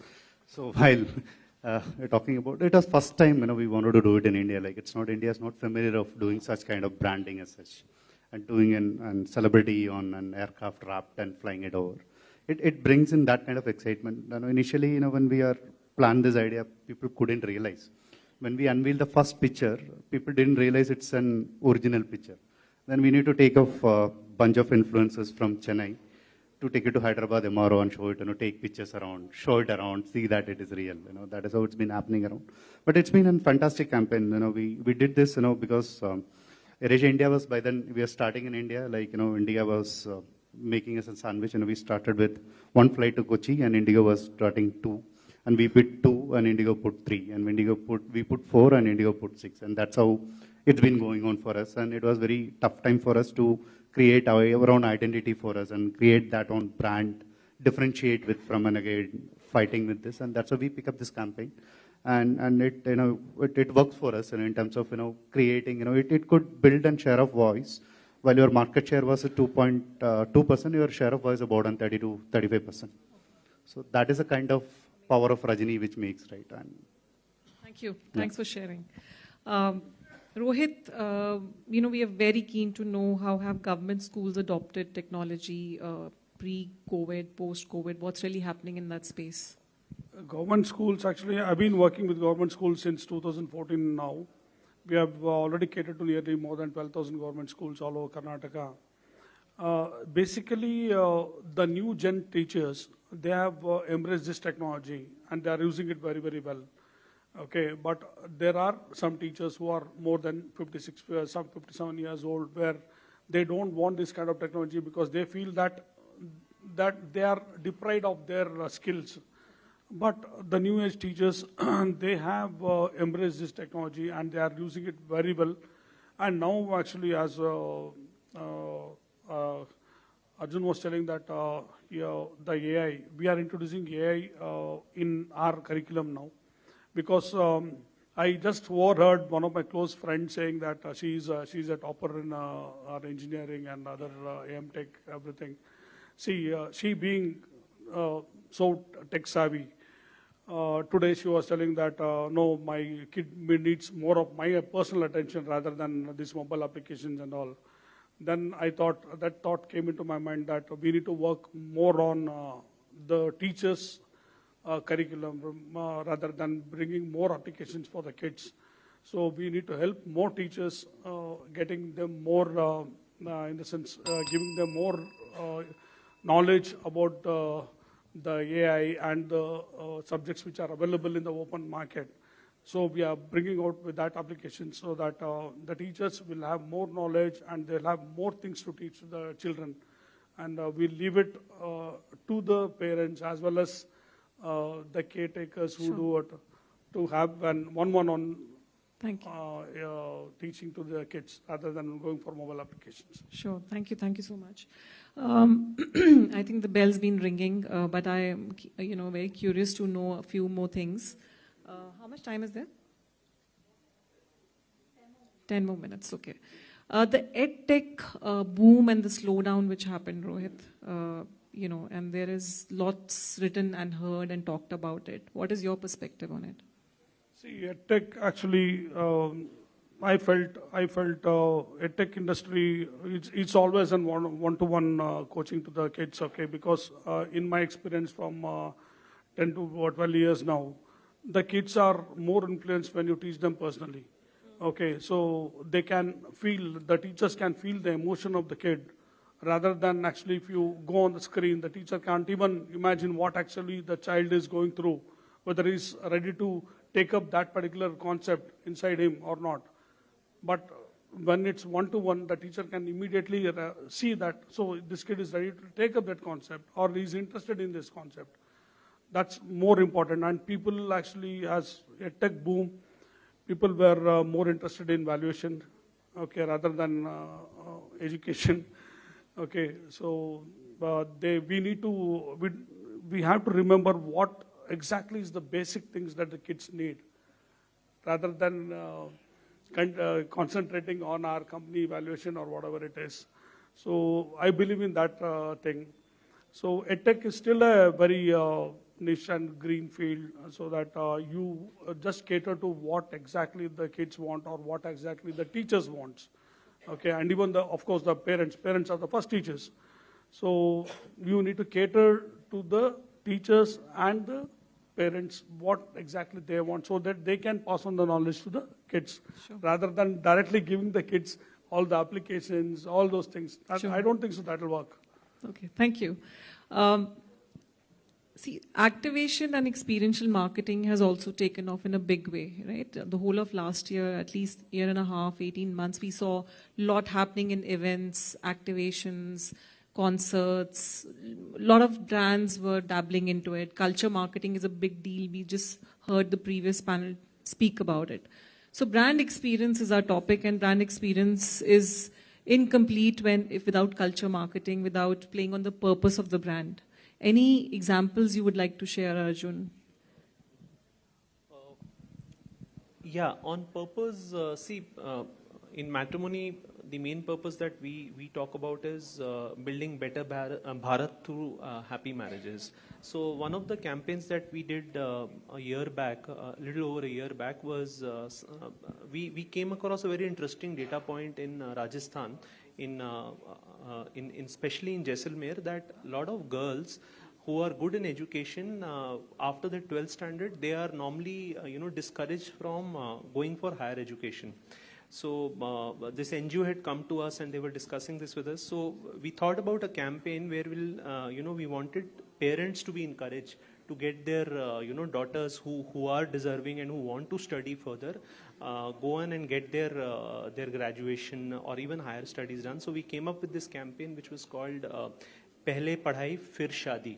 Pehle Padhai Fir Shadi. Okay. Which was a little counter to what we stand for in terms of marriages. But if you see, the purpose is happy marriages, and happy marriages can only happen when there is equality in the relationship. You can't force someone to get married when that person has some other aspirations before he or she gets married. So that was the campaign that we did, and we offered scholarships to deserving girls who wanted to go ahead and study further. So it was one thing which is very close to my heart and to our organization's heart also.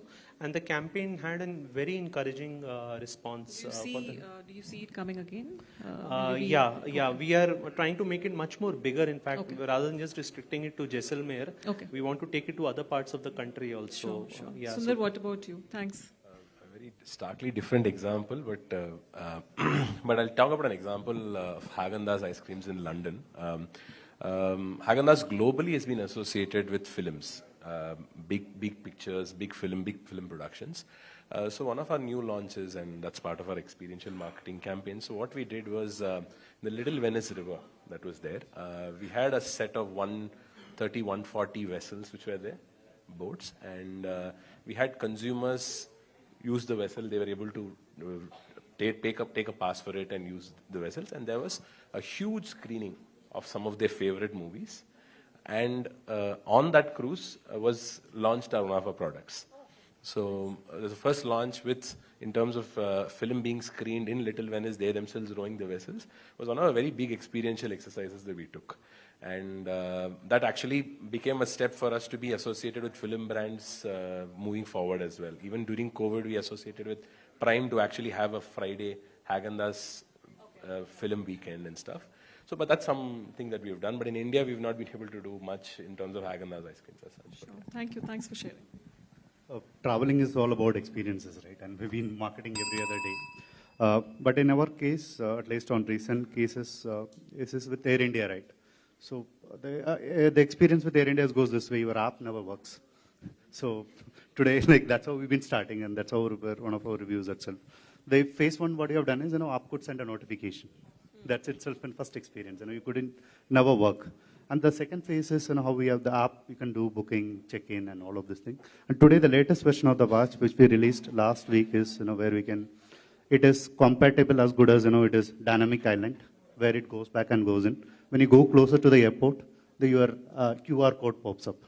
So it's just much more bigger than the. Some custom meals you were talking about, known chefs. Look at the meals and other things. We have curated meals from Chef Kirti Botika and other stuff. So it's been travel it's been an experience initially, then it's become a commodity, and now it's getting into an experiences again. And for us, it's getting back to basics to bring the Air India scheme of things itself, making work. So that itself, what is an experience that we've been working on. Yeah. Thank you. Yeah. Rohit, you mentioned something about some innovation with LED screens, right? Yeah. Actually, now we have launched our new product. Our new IT Minister, Mr. Priyanka, launched our new product. It's an all-in-one LED projector, which will work on 2 operating systems, like both Android as well as Windows. And it has got a solar backup because as we have seen from past 8-10 years, what exactly a government school requires. So we are coming up with a solar backup smart class system with an LED projector, which will take very less power. Okay, so this particular only one single panel will cater to this LED projector, which will run up to 8 hours non-stop. So that's a new concept that we have got. Okay, that was launched by our Honorable IT Minister, and that will be the next big thing. And we have 3 patents for it, and we'll be having our manufacturing unit in Mysore as well as in Uzbekistan also, because Uzbekistan government, we have signed up with Uzbekistan government recently last month, and they were actually amazed with the product. So they want to take this product there, and they are giving us the space, everything, and they are going to market for their neighboring countries, and we are okay with that. So that's the one thing that we have launched. And second thing that we have launched is one single application, one single platform, which will cater from Anganwadi to the PG courses. Yeah. One single application. Yeah. That's a new thing that we have launched. All right. Thank you. Thanks. Thank you. We're just wrapping up. And I think 3 emerging themes which came up today was, one is influencer marketing is not going to be limited to media matrix, but also business matrix with affiliate sales and hitting the ROI down the funnel.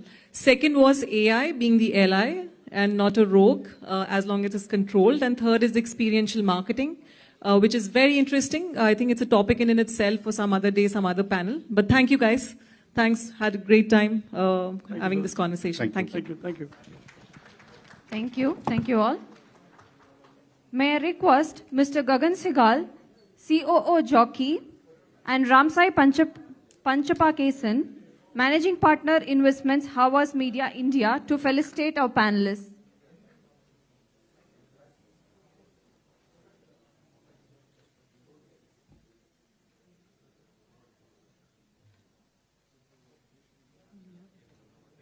Mr. Gagan Sagal, sir.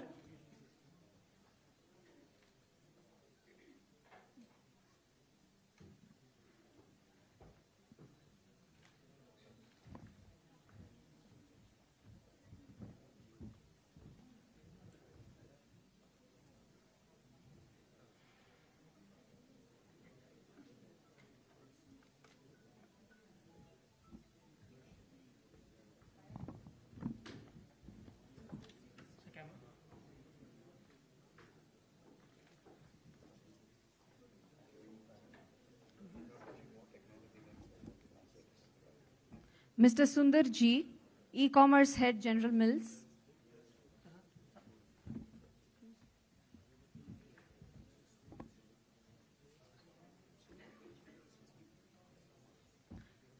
Mr. Ranjit Kumar, Head Marketing, Air India Express.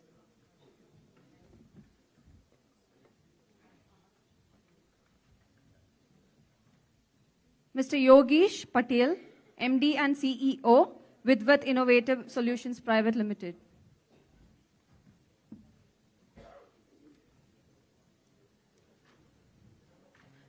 All guests on stage for a photograph, please, sir, please.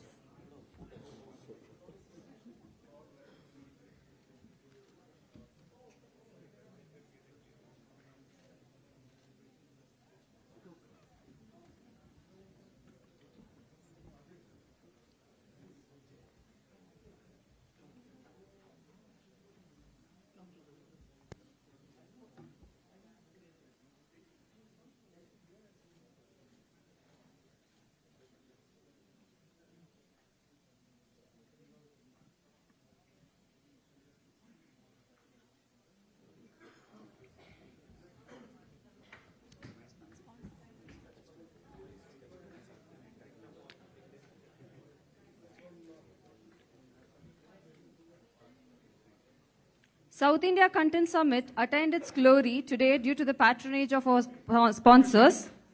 Powered by Trendloud The Hindu, agency partner Omicron Media Group, innovative content partner Radio City, digital partner Seri One, regional partner Republic Kannada, Republic English, V6, Velugu, Pudhiya Talaimurai, Puthuyugam, IBW, outdoor partner Tribes, news partner Republic TV, event partner Benchmark Events, associate sponsor Vigadan, stationery partner Brill, cultural infotainment channel Shankara TV, wardrobe partner Botticelli.